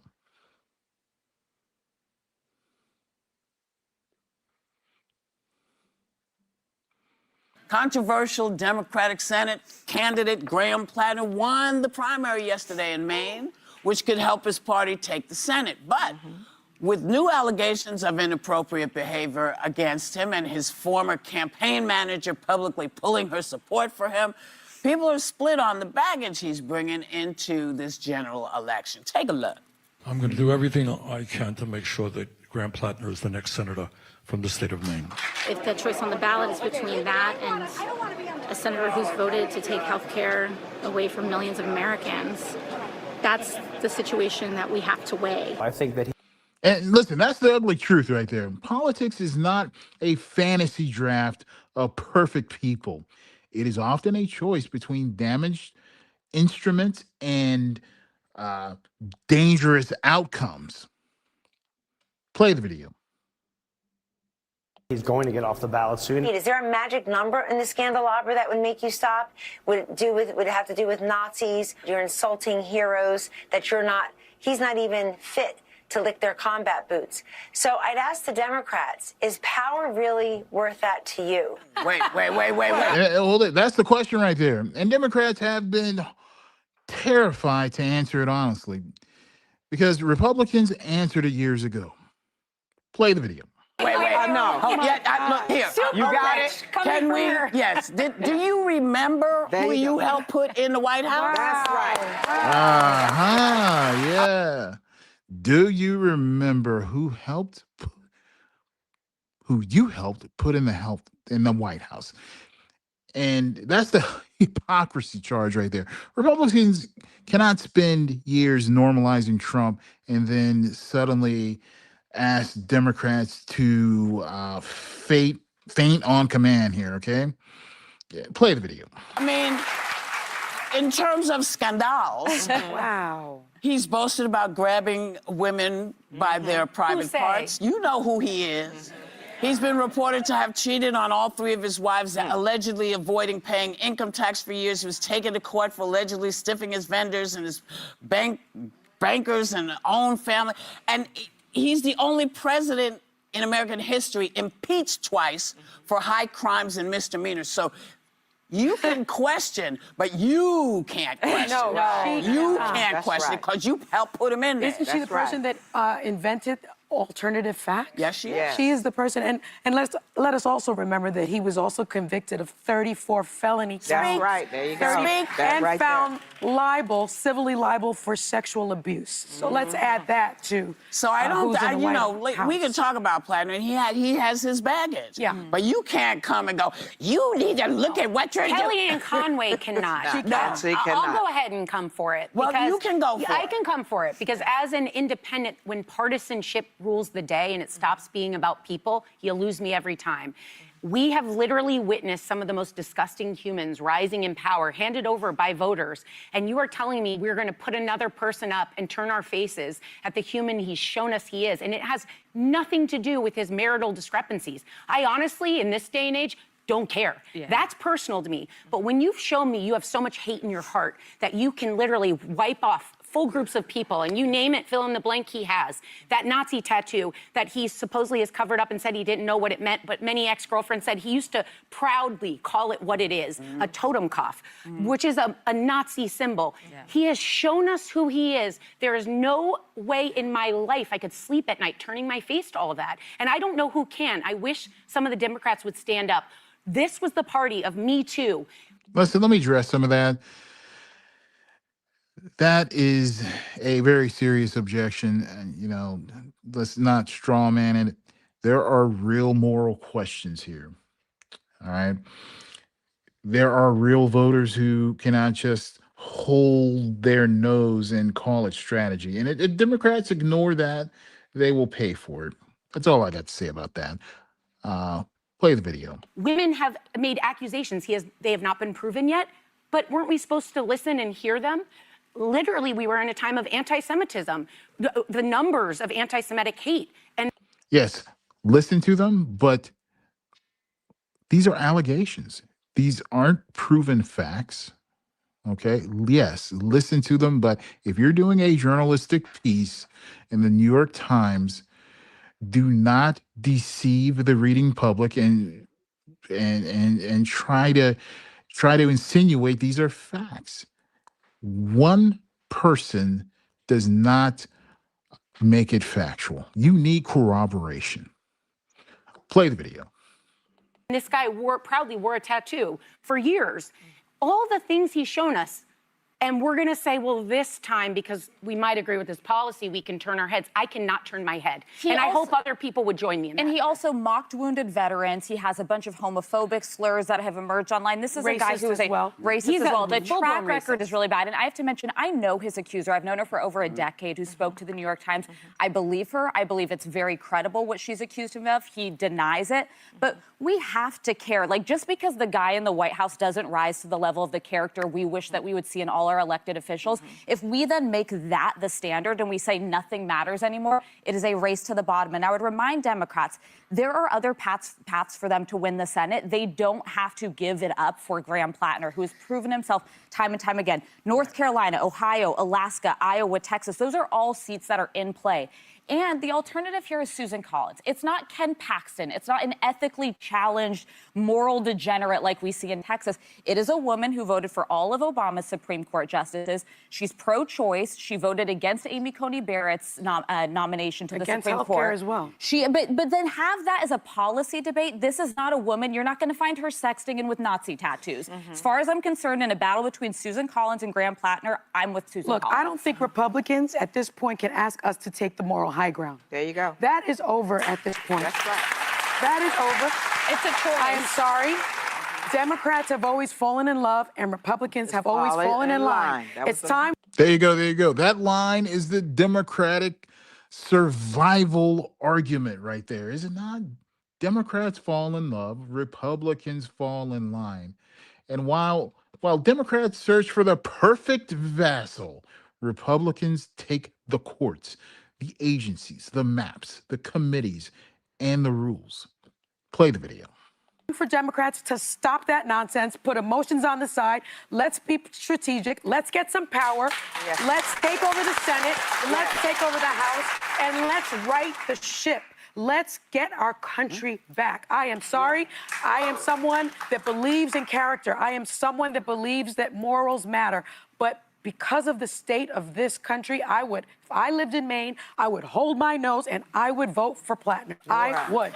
Well, I guess my question is the debate more about the people of Maine electing this guy or saying it when you had, was it Mills, what's her name? That was Janet Mills. Janet Mills was still on the ballot. Yeah. I just think that the stakes are too high. And I think also it says something about the country, that these are the type of people. It used to be, no, I'm not going to elect this person. But most people don't know, Charles Lindbergh was a Nazi sympathizer. Yes, he was. And they had Nazi rallies over at Madison Square Garden. And there are people that believe this stuff. And unfortunately, our country has pivoted to a way where I don't care what the guy is, can we control the House and the Senate so that maybe we can impeach? Faith in DC than I do. But not faith, but I think what people want. They want to control the House and the Senate. Hopefully they can impeach the president this time and vote him all the way out. But if you do that, you get Vance as the president, and then you get Rubio and all these people moving up. We are messed up. I was about to say a bad word, but I know. Yeah. And listen, Maine voters, they've already spoken. The party can panic, but the voters made a choice. The real question is whether the party respects its own voters when they choose someone the establishment didn't want. Okay. And as to what she said, yeah, we are messed up. That's the state of the country right there. That's the state of the choices. That is the state of the strategy conversation. Play the video. I am. We are Cheryl, messed up. you know what I would concede? If we no longer talk about Donald Trump and all that he did and all the many Republicans in D.C. and we're consistent, then let's go with Plattner. But we can no longer, with intellectual integrity, continue to attack character when it suits our partisan whims. Well, let me put, And by the way, 30% of Democrats voted against him last night. You know? Even Janet Mills is no longer even a candidate. She is on the ballot, as was another. 30% did not want to be with him. That also spells to me that Susan Collins will win. So the people who are voting, they're making their decisions. But I would point out that this is not a new choice. We have had crappy candidates with crappy backgrounds from both parties. And okay, what Whoopi Goldberg said right there, this is where the moral fantasy collapses. America has never been led only by pure people. Some of the men who moved the ledger were deeply compromised, okay? First thing that comes to mind, General Tecumseh Sherman. Yeah, he was idolized by freedmen because as he went through the South with raining destruction on the whole Southern landscape, punishing the insurrectionists and actually freeing slaves. But he had some racist views, okay? FDR, right? The New Deal.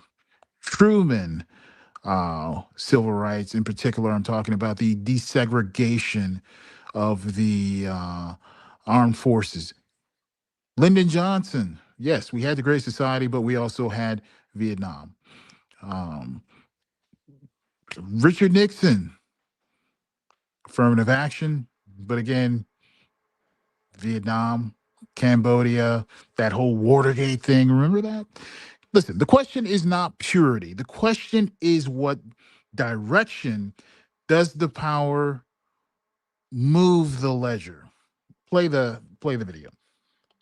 my point is, listen, at some point, the bubble has to break. We have to come up for air. So maybe everybody has to say, okay, here are the things that I'm voting for. It's trying to figure out, do I want to continue to watch this comic when this comic has done that? Do I want to continue to support this painter because I know this painter has done that? We have to come to terms with, for some reason, we always thought that our politicians were better than us. That's right. We always thought they had different moral, they were stronger and they're not, no, they're not. They're just as bad as all of us.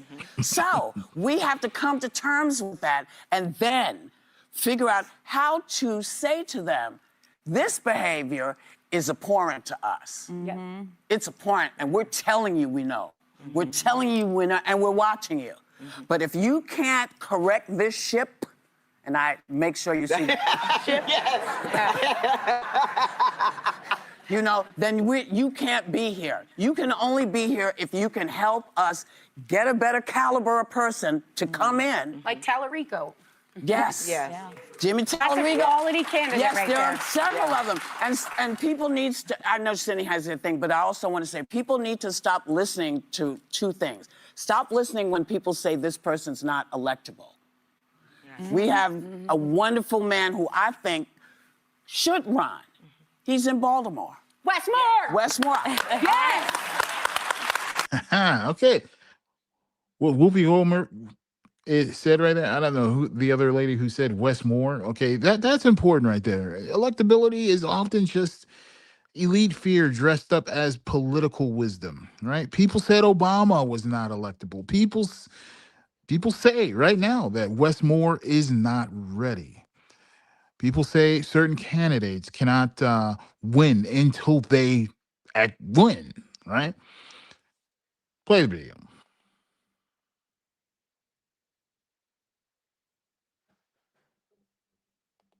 And they keep saying, I know you have to go. I know you have to go, but it's important for people to know that you cannot listen when they say, we don't think this is the person for you. You have to make that decision. You get to decide. And the other thing is, when they tell you that that your neighborhood or town has been gerrymandered, that does not mean you can't vote for your candidate. Right. Please make sure you go out and you vote for your candidate. Yep. Don't worry about all this other stuff. Go and vote your heart, your mind, and you have to tell everybody. Okay, what Whoopi Goldberg said right there, gerrymandered, does not mean you cannot vote. And, you know, that's the civic sermon right there. A gerrymander is not a gag order. It is an obstacle. It is not a permission slip to quit, right? Let's play this video out. Needs to remember that Plattner has denied all allegations of being physically intimidating toward former partners, but he said that he went through a very dark period in his life and was far from a perfect boyfriend, and he's acknowledged he made mistakes early in his marriage that he and his wife worked through.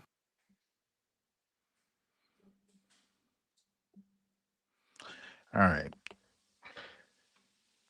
So that's my producer thing right there.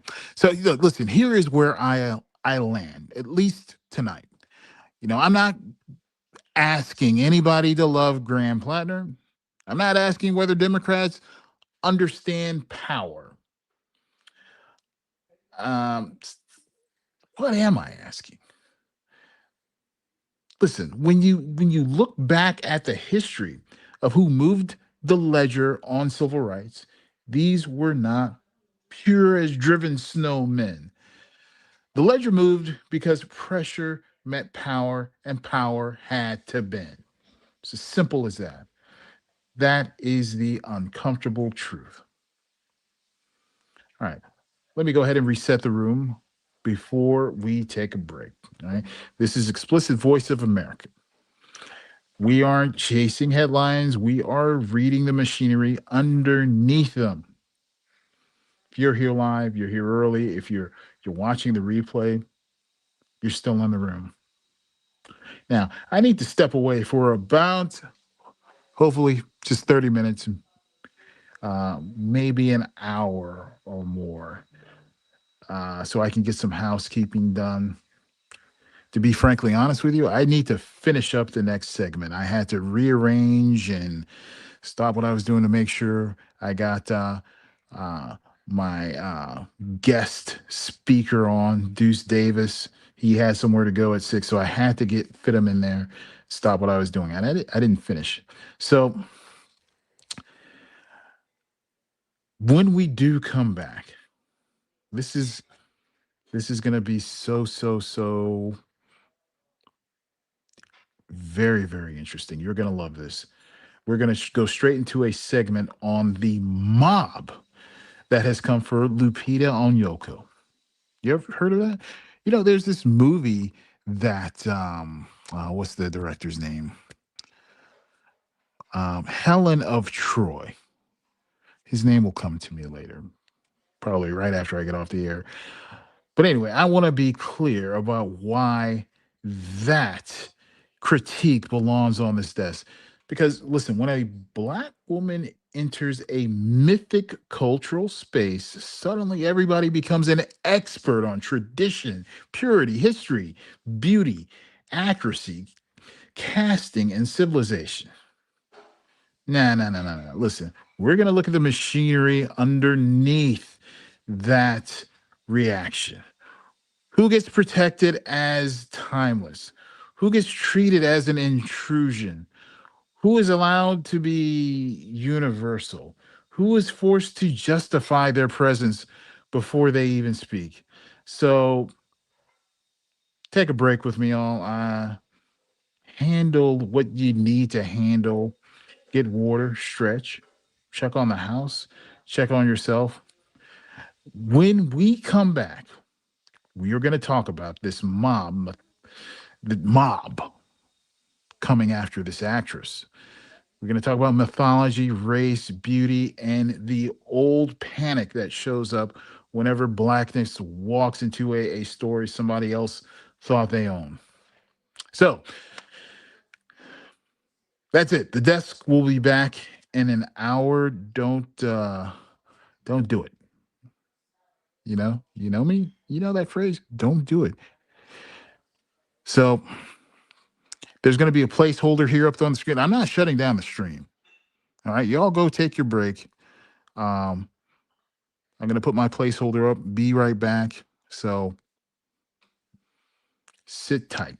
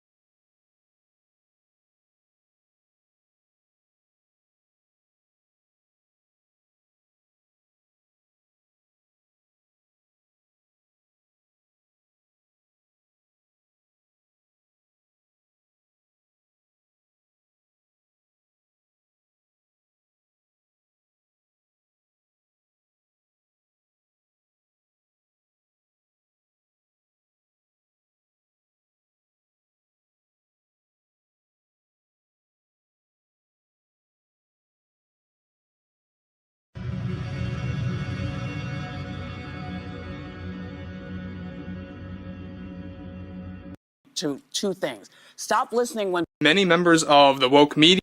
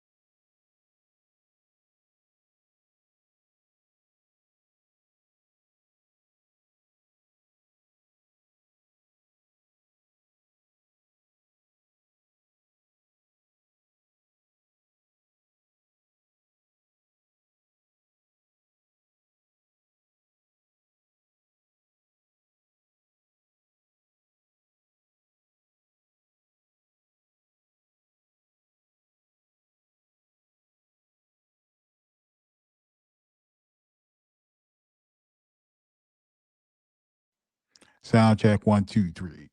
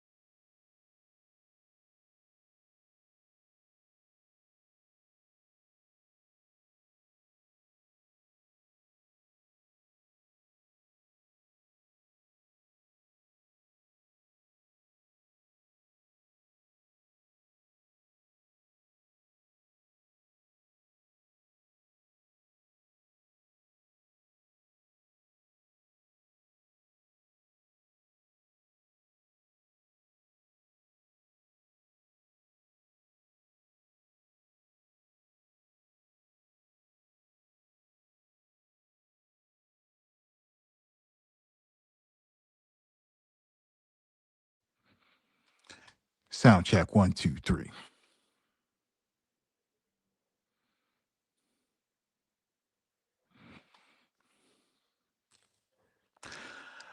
All right, we are back. If you were here before the break, welcome back to the desk. If you're coming in now, this is Explicit Voice of America. We aren't just reacting to headlines, we are reading power through Black historical memory, media machinery, and the stories that America tells when it is trying to hide from itself.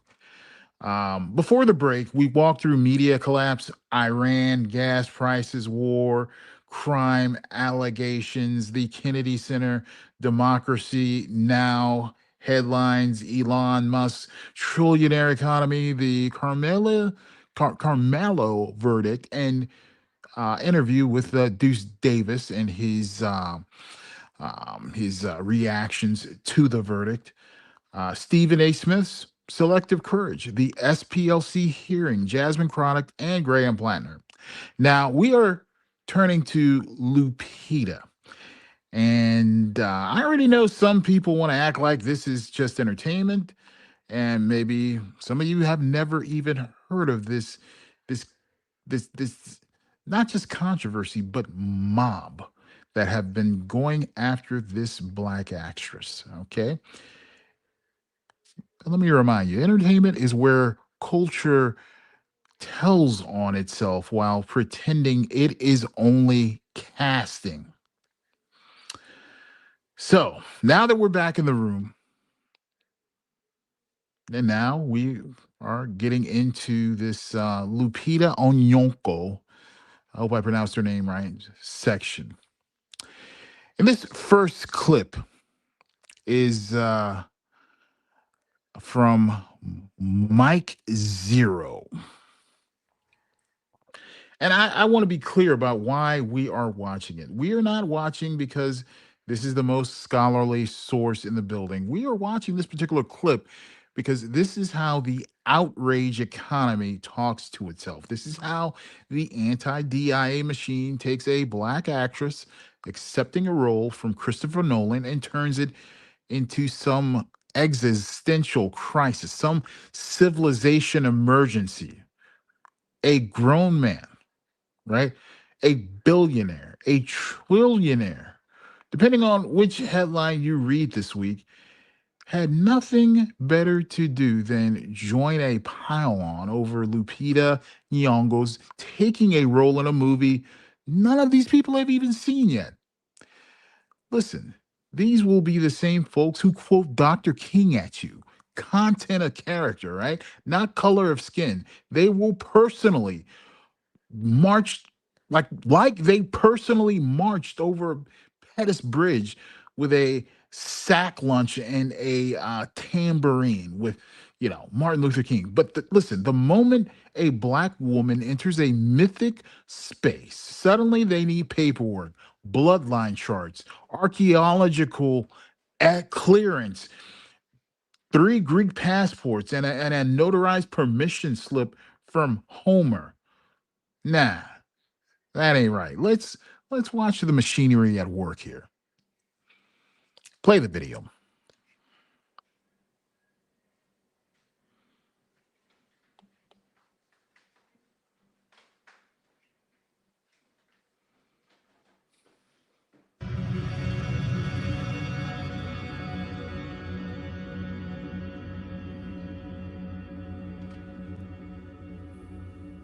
So if you guys haven't heard about the film The Odyssey by Christopher Nolan and Universal Pictures, due for release on July 17th of this year, you may want to actually look into it because there's a lot of controversy going around this film, given the fact that you have Christopher Nolan, a director of filmmaker who once promised that he would never shoehorn politics or political messaging into his films, and that's exactly what's happening right now with The Odyssey, with the concept of race swapping and DEI. Okay, pause it right here. See how fast the frame appears?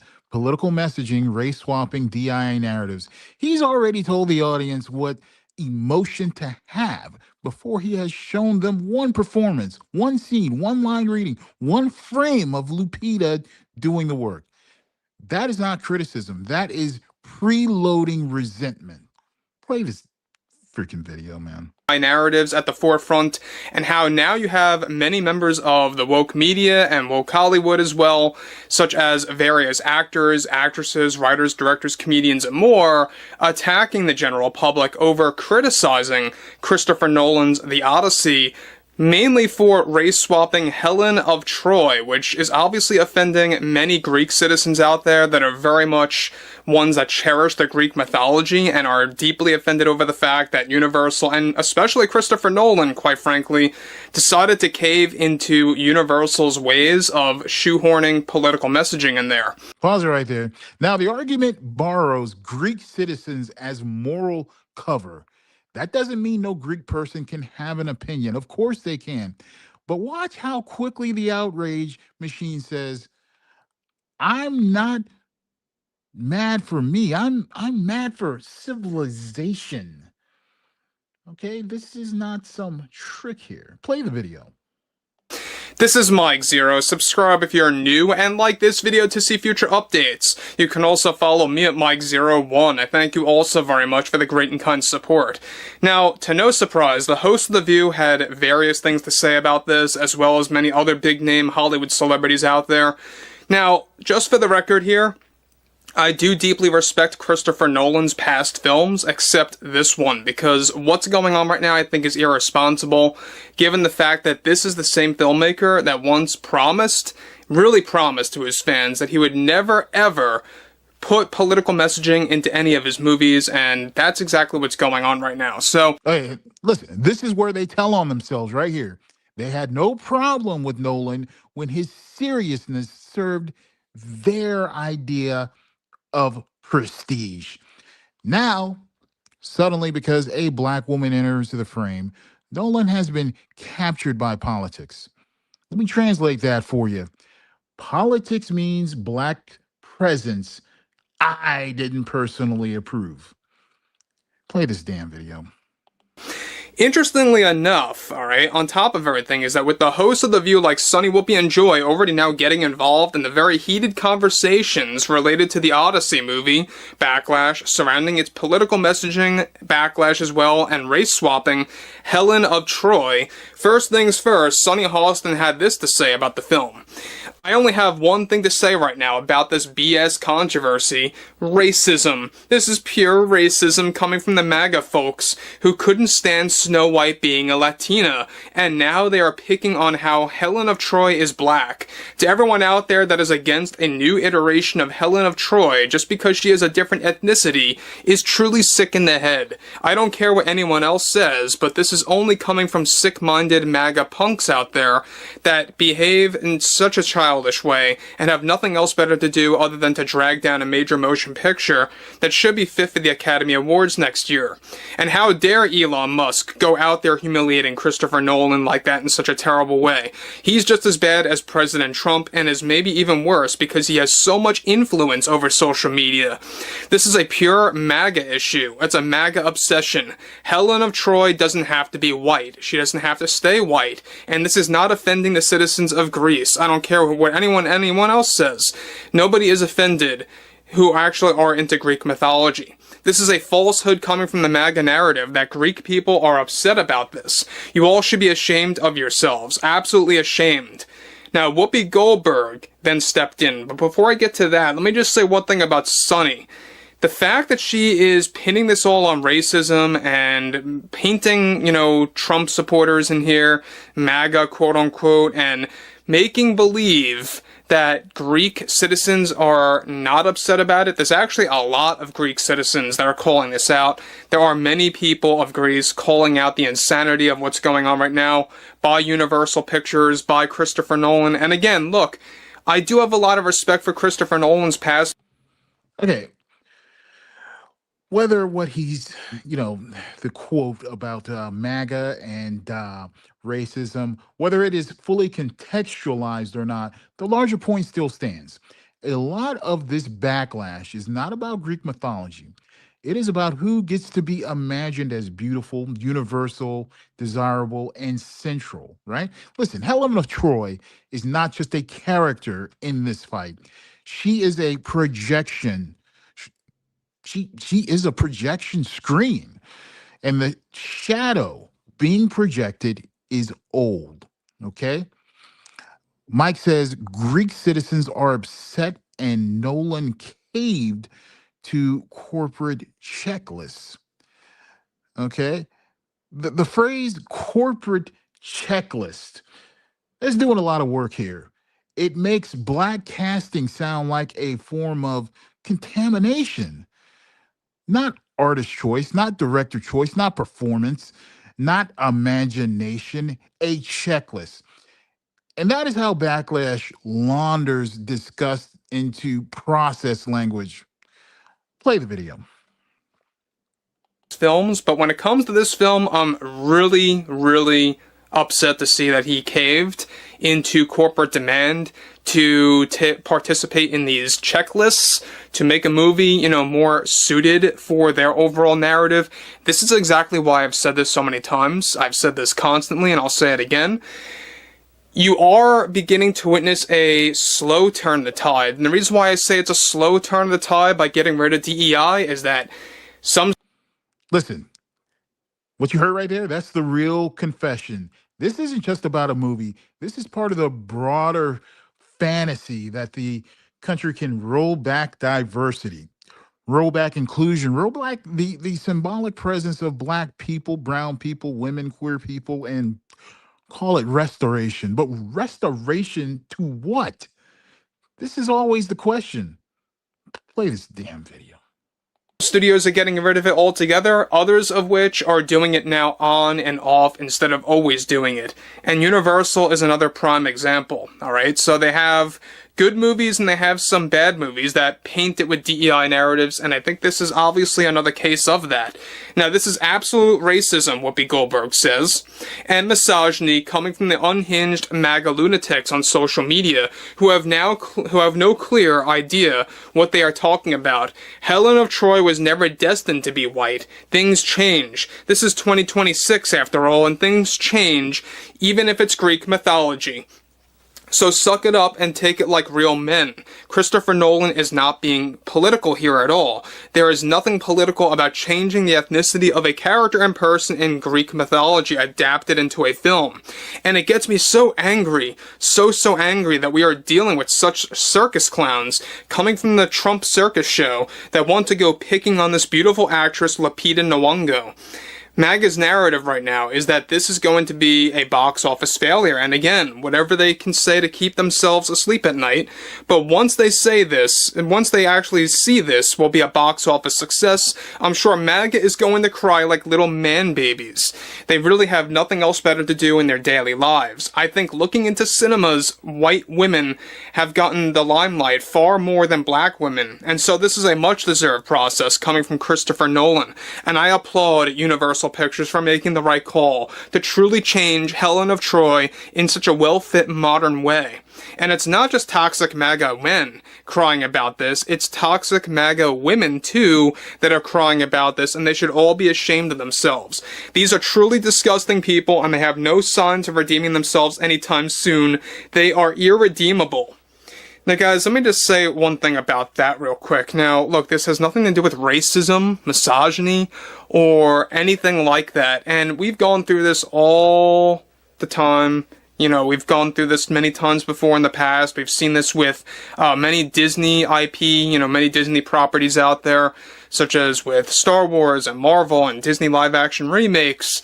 Not just Disney, though. Okay, I want to stop right there where he said this has nothing to do with racism or misogyny, and compares it to Star Wars, Marvel, Disney remakes, Henry Potter, and Snape.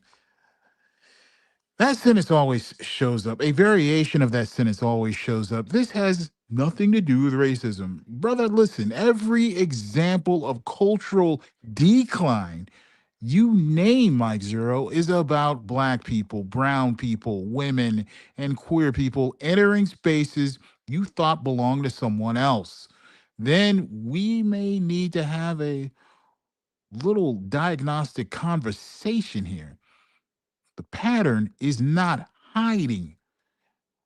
Play the video. Oh, we've seen this with other Hollywood studios that did such nonsense by pushing the whole race swapping technique. We're seeing this happening right now, by the way, with HBO's Harry Potter series by race swapping Snape. And that is pretty much what exactly is going on right now with Universal Pictures, with Helen of Troy getting that whole race swap treatment. And that's exactly why people are calling out Christopher Nolan. But most importantly, listen, this is the business model right here. You create the outrage, claim the outrage is organic, complain when people name the racism, then predict failure so you can later celebrate any stumble as proof you were right. This ain't film criticism, y'all. That is resentment futures trading. Play the video.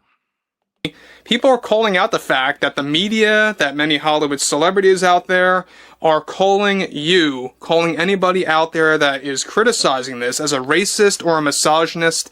And I don't think that's okay, because you have people out there like Alec Baldwin and many other big names out there like Tom Hanks. We'll talk more about him as well. And many other notable names in Hollywood calling you a racist, a misogynist, that you have no idea about the history of this, or that. Again, the fact that the host of The View are getting on this topic now for a second time and going more extreme on it, I think it just goes to show you that the more and more Hollywood celebrities that come out, it kind of really just confirms that there is a narrative at play here. We all know it. They know it at heart. They don't want to admit it, but they are pretty much feeling the need right now to defend themselves, to act very aggressive, because they know the pushback is so large that this could very well be the first major box office disaster for Christopher Nolan's The Odyssey. It's going to be quite interesting to see what happens on July 17th and what kind of damage control efforts we're going to see coming out of Universal Pictures in light of all of this. But I would like to hear what you all have to say about this below in the comments. And if you guys did enjoy the content for today, make sure to drop a thumbs up on this video to support the channel, and I'll catch you guys later.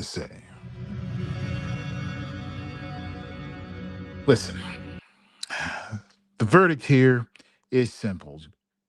Y'all, I'm talking about you folks, Mike Zero, you need to worry about your boy in the White House out here creating chaos with war, inflation, corruption, and gas prices. Does the price of eggs not matter anymore? Does the price of gas not matter anymore? No. The answer is no. Now, the national emergency is whether a critically acclaimed Black woman should accept a role from a critically acclaimed white director you had no problem with until now. That right there is the whole story. It's trying to like sneak right past us. So now let's bring in a different voice. This next segment is useful because it does what the outrage machine refuses to do. It actually reads, actually slows down. It actually treats the Odyssey as a story with a history of reinterpretation instead of treating it like a courthouse deed owned by the anti-DEI caucus. This is the perspective you get when you are busy reading books instead of trying to burn books. Let's play this next video here.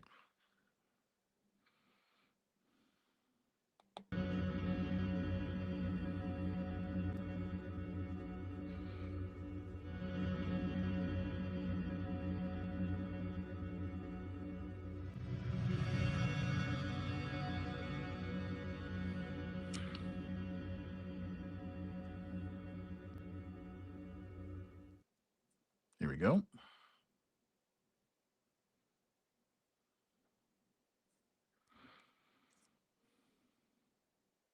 Christopher Nolan's adaptation of The Odyssey has been raising some eyebrows since its announcement. However, in the last few weeks, it seems that all the grifters on YouTube have tackled it, making it their pet project now that their audience cares less about Star Wars and more about prestige art adaptations of millennia-old poetry. Zendaya is in this movie as Athena, the goddess of wisdom.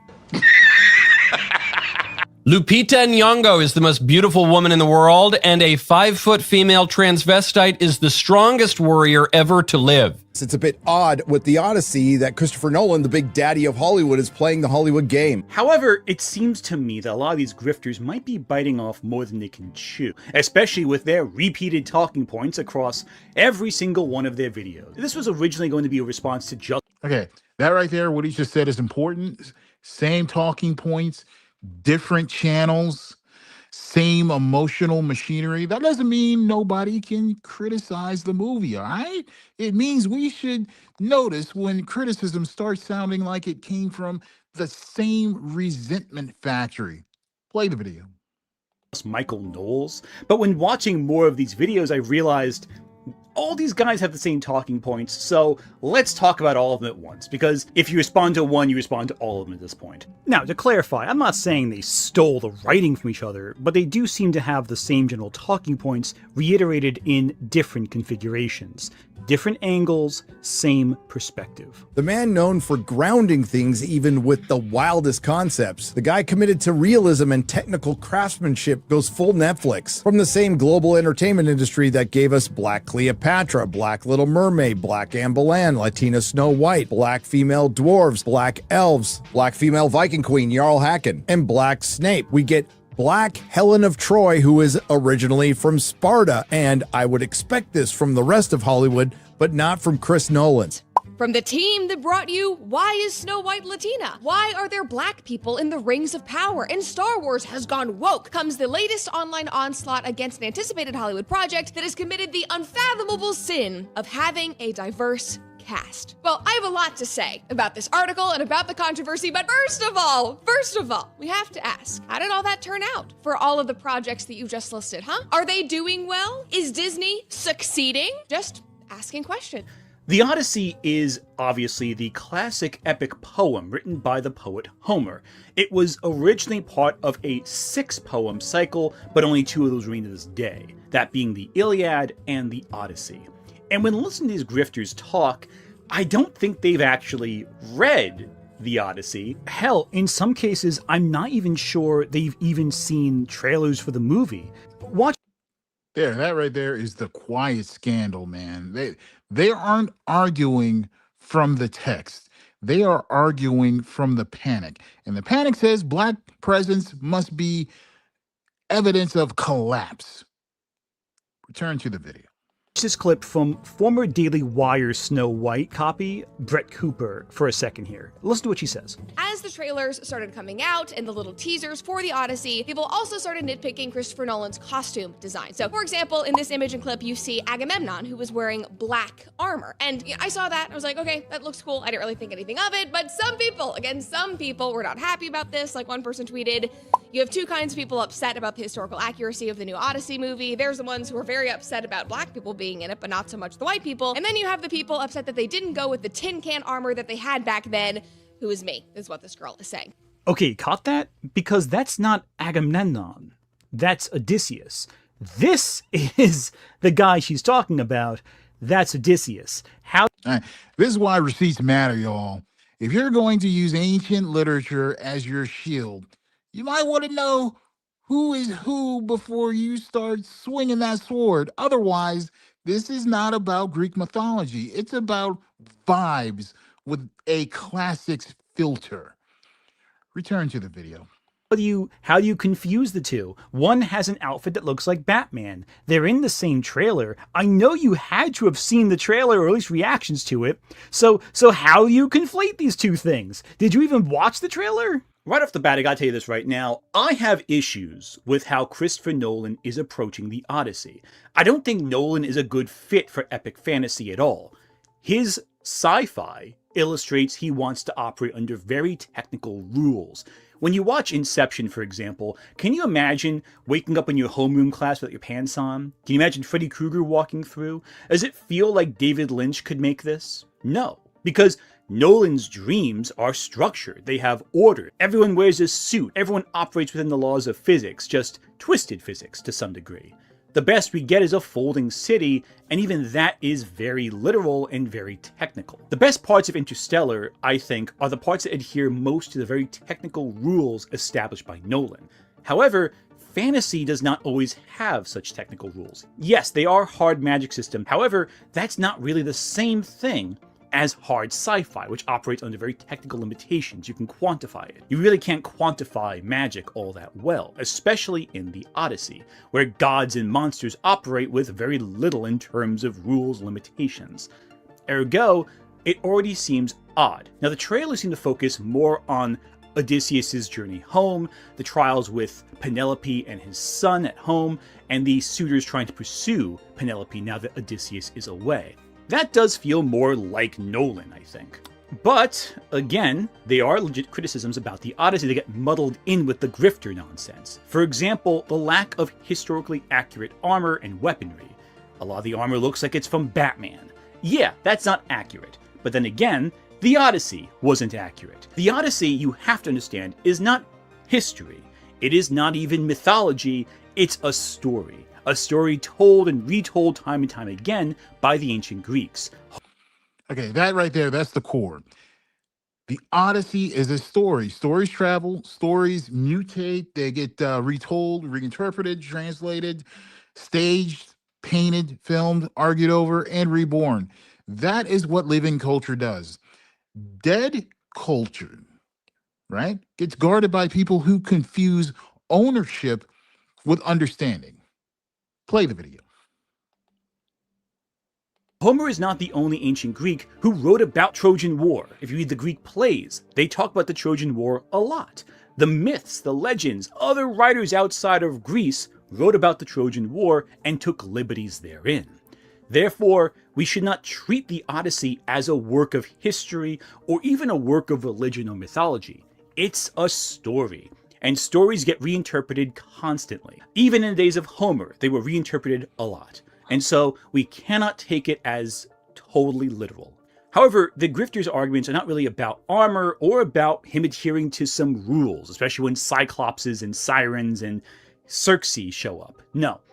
The big issue is casting. Which, yeah, casting is a concern. The fact that none of the actors in the movie are Greek is a little weird, considering it's a story about ancient Greece, or Turkish, because Troy was believed to exist somewhere around Turkey. So there should be more Middle Eastern actors. There should be more Greek actors. Have doubts? Well, okay, and this is why I like this critique. This is why this critique works better. He's not pretending that there are no legitimate questions. And you can ask why a Greek story doesn't have more Greek actors, right? You can ask about the Eastern Mediterranean.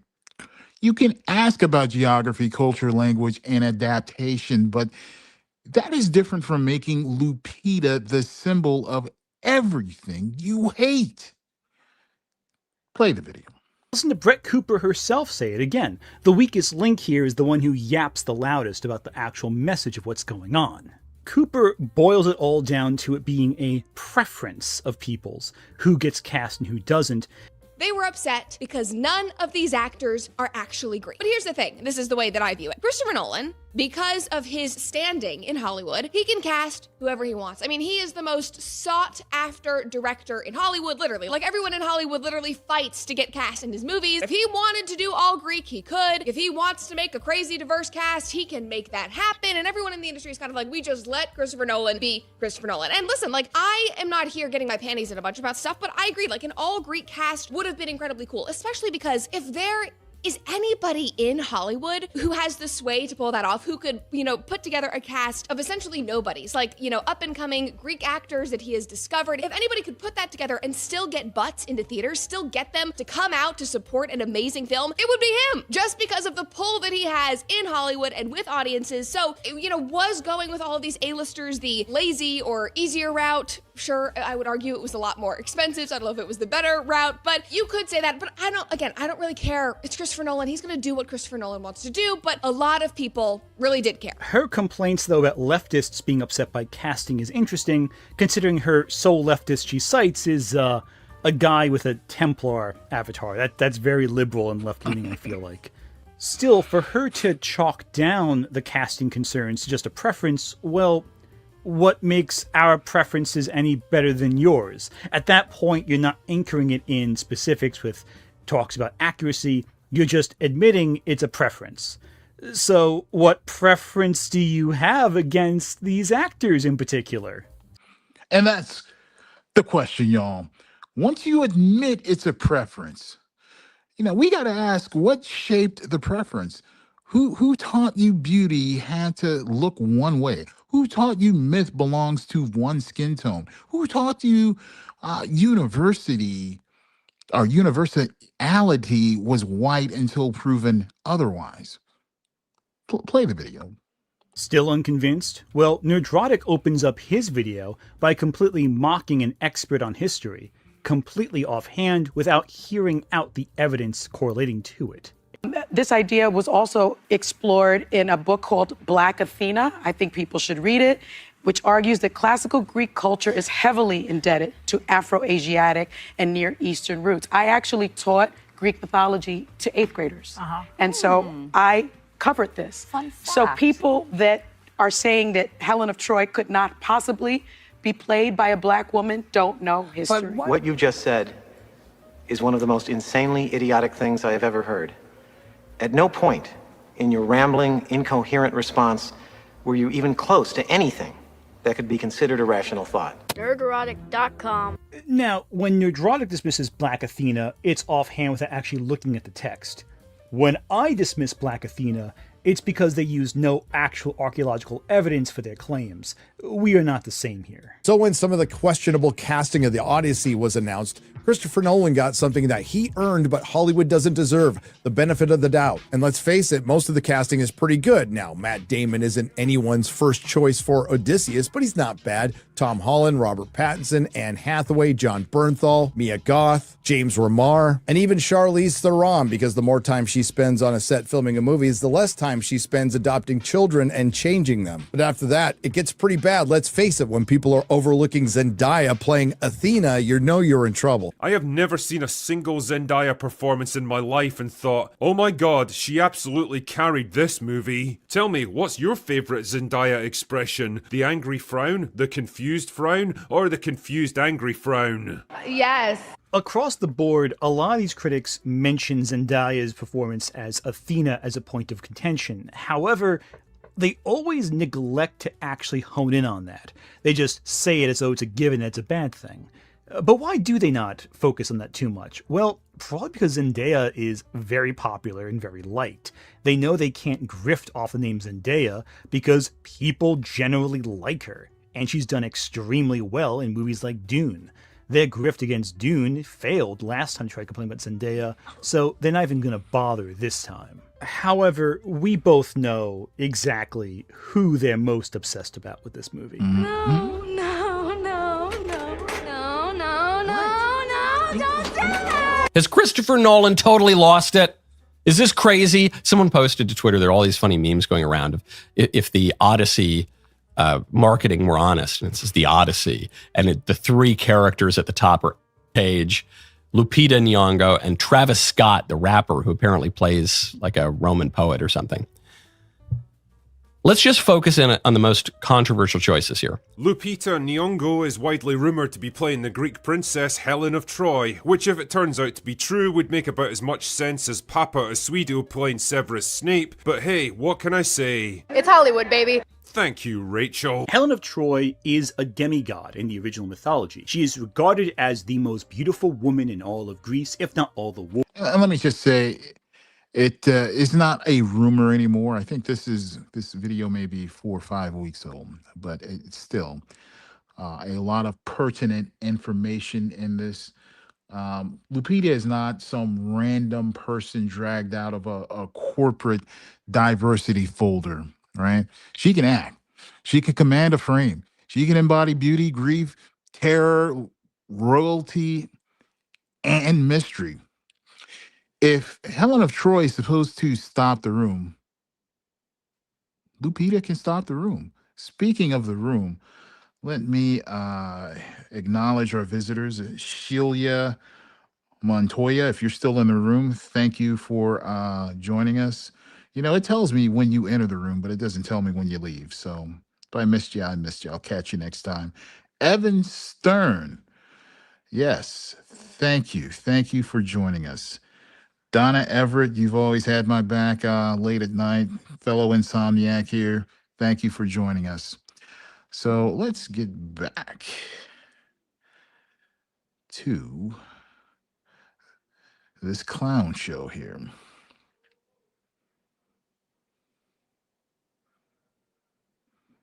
Okay, I think this is the part where we're going to get to Matt Walsh and Elon Musk, 2 pieces of garbage. Let's play this. World. The Trojan War is fought because Paris of Troy takes Helen and brings her to be married to him in Troy. It's a whole war fought over a woman. Lupita Nyong'o is an extensively celebrated actress. She won an Academy Award for portrayal of a slave in 12 Years a Slave. It doesn't escape me for one moment that so much joy in my life is thanks to so much pain in someone else's. And after depicting a role that embodied black pain, decided to just play any role she damn well wanted to. She's been in blockbusters left and right, from you Star don't have to Wars play to just Black slaves. Panther, as well as, I think, her best performance, Us, where she plays 2 versions of herself in a fantastic Jordan Peele film. However, now we're getting people arguing Lupita Nyong'o is not right for the role of Helen of Troy because she's not white. Of course, who started the controversy? While all these people have the same talking points, it's surprising how, after a certain post was made on Twitter, how hard they all went against Nyong'o. I mean, I think Critical Drinker's post was before that, and it's less intense about Nyong'o than those made after this post. So obviously Lupita's role being announced sparked a frenzy on X. For example, Matt Walsh posted, "We're told that we shouldn't object to Helen of Troy being portrayed as a black woman, and yet if a major Hollywood studio made a film set in Africa and cast a white woman as the most beautiful woman in Africa, those same people would literally riot in the streets. If, say, Sydney Sweeney was cast in the role, they would be driven to murderous violence. We all know this is the case." And he's not saying anything that is inaccurate, like that is a fact, especially when it comes to Sydney Sweeney, who they long have called a Nazi now. And then Elon Musk responded to Matt's tweet and said, "Absolutely true, such hypocrisy in Hollywood." And like from there, Elon just let it rip. Post after post talking about this, saying Nolan was just trying to get an Oscar, so he was, filling his diversity quota, all of these things, talking about how idiotic this casting choice was. So what did Helen of Troy look like? Well, contemporary art at the time depicted Helen of Troy as dark-haired and dark-skinned. But that also being said, the art that we're showing depicted everyone as basically a shadow person, so that's not exactly anything to go by, is it? There are 2 points in the Iliad that describe Helen of Troy's appearance. One is often translated as having blonde hair, and the other is often translated as having white arms. However, there is a massive catch to this. Let's start with the hair. The word that is used to describe Helen of Troy's hair originally is xanthos. Xanthos means bright, luminous, and shiny. While some translators conclude this must mean blonde, that's not necessarily true. It just means the hair. And listen, I'm not going to lie to you. Some of these terms and what he is saying kind of going over my head here, but this is what happens when somebody actually opens the book. Okay, language is complicated, translation is complicated, ancient description is complicated. But the mob doesn't want complicated. The mob wants a white woman in its head and a black woman out of its mythology. Play it. Is luminous and bright. Some translators take this as blonde, but the term has also been used to describe brown hair. But what about the white arm description? That seems pretty concrete, right? Well, no, because this is an idiom. Idioms are incredibly hard to translate because they are phrases that do not literally mean what they say they do. It's a term that refers to anyone of noble or divine birth. And Helen of Troy is a demigod, as well as royalty. It can also be referring to untanned arms, which is a reference to those who do not labor in the fields and get sunburned, which again ties it to nobility who is not toiling away in the fields. Does anything what I just said mean Helen Troy's black? Well, probably not. But who cares? It's a story. It's not history, it's not literal, it's a story. And the best actress for the role will get cast as the character. And there are very few actresses as beautiful as Lupita Nyong'o, who also can act to the caliber that Nolan expects. That's the thing too. There are a lot of beautiful actors. And that's where I land on this too. This is not about proving Helen was black, okay? This is about refusing the idea that blackness automatically disqualifies beauty, myth, desire, or centrality. That is the real fight right there. Play this video. Actresses in Hollywood. Okay, I think that's it. Now, books, they lead to enlightenment. But hate leads to more hate. And when the choice is between reading the story and burning down the actress, the XVO desk is going to choose reading every single time. Now, this next clip matters to me for a different reason, because finally, right? Finally, we got a brother stepping up to defend her. And I'm going to be honest, I have not seen enough black men, black women even, brown men, brown women, or frankly, enough of us in general step up loudly for Lupita in this moment in these spaces online where the mob has been in force.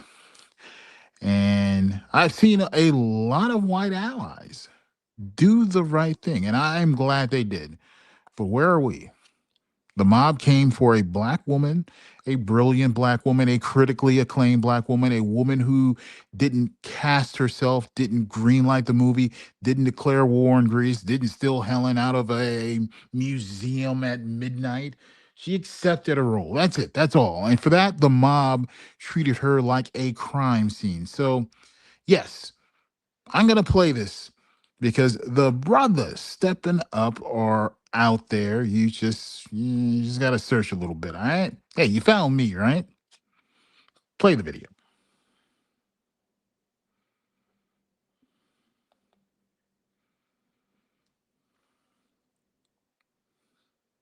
We all know Elon Musk is racist. I don't think anybody's even debating that anymore. And with this administration being so white supremacy coded, we found ourselves in an anti-DEI diversity era. In the United States of America, you don't. So much, so loaded in the beginning. Listen, that right there, that is blunt, y'all. And some people will say, oh, that is too blunt. But sometimes blunt is what happens after euphemism gets exhausted. There is an anti-diversity era that we're in right now. There is a white grievance era. There's a backlash era that we are in right now. And Lupita is getting dragged into that machinery because her blackness is visible in a place the mob wanted sealed off. Play the video. Don't have to apologize for being white anymore. Where all the progress that was made in previous years has all been erased and reversed, to the point that Elon Musk is in full crash out mode, giving very strong South African apartheid vibes. Now, the problem is Helen of Troy was the most beautiful woman in all the world, and they're making her a black woman. Oh my God! About Christopher Nolan casting Lupita Nyong'o as a Greek goddess in his upcoming film, The Odyssey. My favorite part of Elon Musk being hella mad that Christopher Nolan is casting Lupita Nyong'o as Helen of Troy is that Helen of Troy was born in an egg. If you don't like... Exactly. They're screaming historical accuracy about a mythic woman born from an egg. We aren't even all the way in history class. We are in mythology, poetry, adaptation, and imagination, but somehow the black woman is the unrealistic part. Come on, man. Play this video. Anyone but white people, just say it. But I'm Jew. Welcome to the channel. Please like and share the video. Don't forget to sub. Now, let's get into it. We all know Elon Musk is a huge racist at this point, right? Thank you. He ain't racist though, y'all. He ain't racist. I don't even know if they saw her in the trailer or they were just mad when they saw the casting, like when they looked up who would be in the actual movie. But this dude is very mad, tweeting racist things like he always does. The richest man in the world, also a very public racist, who grew up in apartheid South Africa and does Nazi salutes in his spare time. Thank you. Actually tweeted publicly on the platform that he owns, "No more white guilt," and a tweet that now has over 22 million views. White guilt is dead, and Gen Z is done apologizing for history they didn't write. All caps is unnecessary. 5, 10, 15 years ago, none of this would be normal. Could you imagine if the richest man in the world was still Bill Gates or Warren Buffett, and they tweeted "No more white guilt," or I guess for them because they're old, made a statement in an interview and said "No more white guilt"? People should be more shocked and more outraged that the richest man in the world is tweeting out racist stuff because... And this is the part people keep trying to normalize.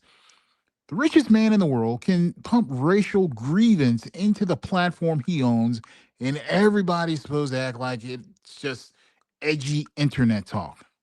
No.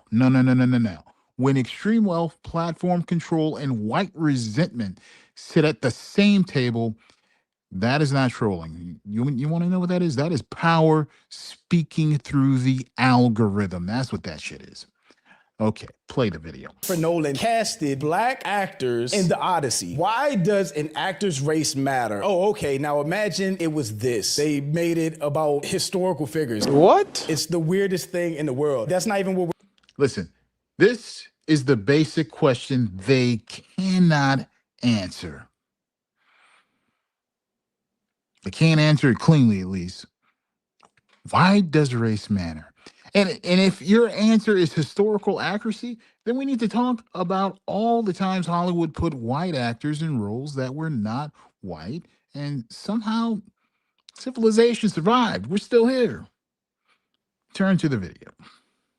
We're arguing about. And keep in mind, do you know how many times a white person has played a person of color throughout the history of Hollywood? Oh, darling, I am sorry, but I lost my key. But that was 2 weeks ago. You cannot go on or keep ringing my bell. I think John Wayne played, what was it? Was it Attila the Hun? Tempting.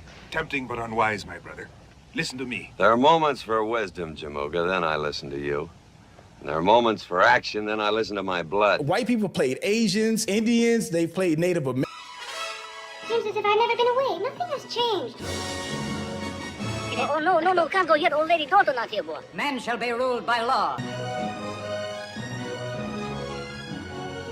What is going on with you, Maria? I feel pretty. Oh, so pretty. The Turks pay me a golden treasure, yet I am poor. Where do you come from? My name is Jesus.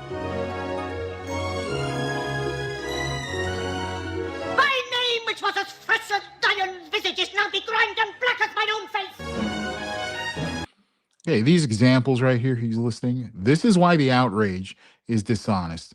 Hollywood has been bending race, erasing race, whitening race, and recasting the world through white faces for generations. But now you got a black woman who is centered. Suddenly, everybody discovers accuracy. Where was this sacred accuracy when white actors were playing everybody from indigenous people to Arabs to Asians to Latinos? Play the video. You want to make some big bugs. What is that? What? You did not ask to be white. So perhaps that is not your fault. It is only being wires and servo mechanisms and other such machine-type apparatus for the peanuts.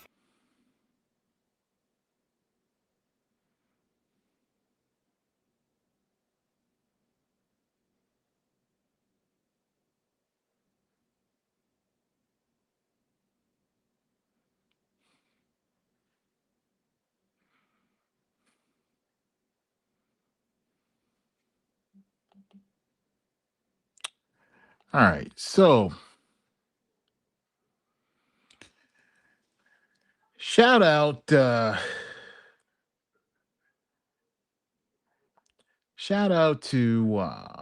who's that? Juju for stepping up. Not because every word has to be perfect, and not because every argument has to be polished. It's because sometimes you need somebody to say, "Stop playing in our face." The mob is not protecting Homer. All right. This mob, this online mob is protecting a racial imagination where black women are allowed to be strong, suffering, comic, maternal, magical, and symbolic, but no, no, no, no, no, not the face that launches 1,000 ships. And that is exactly why Lupita's casting hit a nerve. And let me conclude with this. This was never just about Helen of Troy, all right?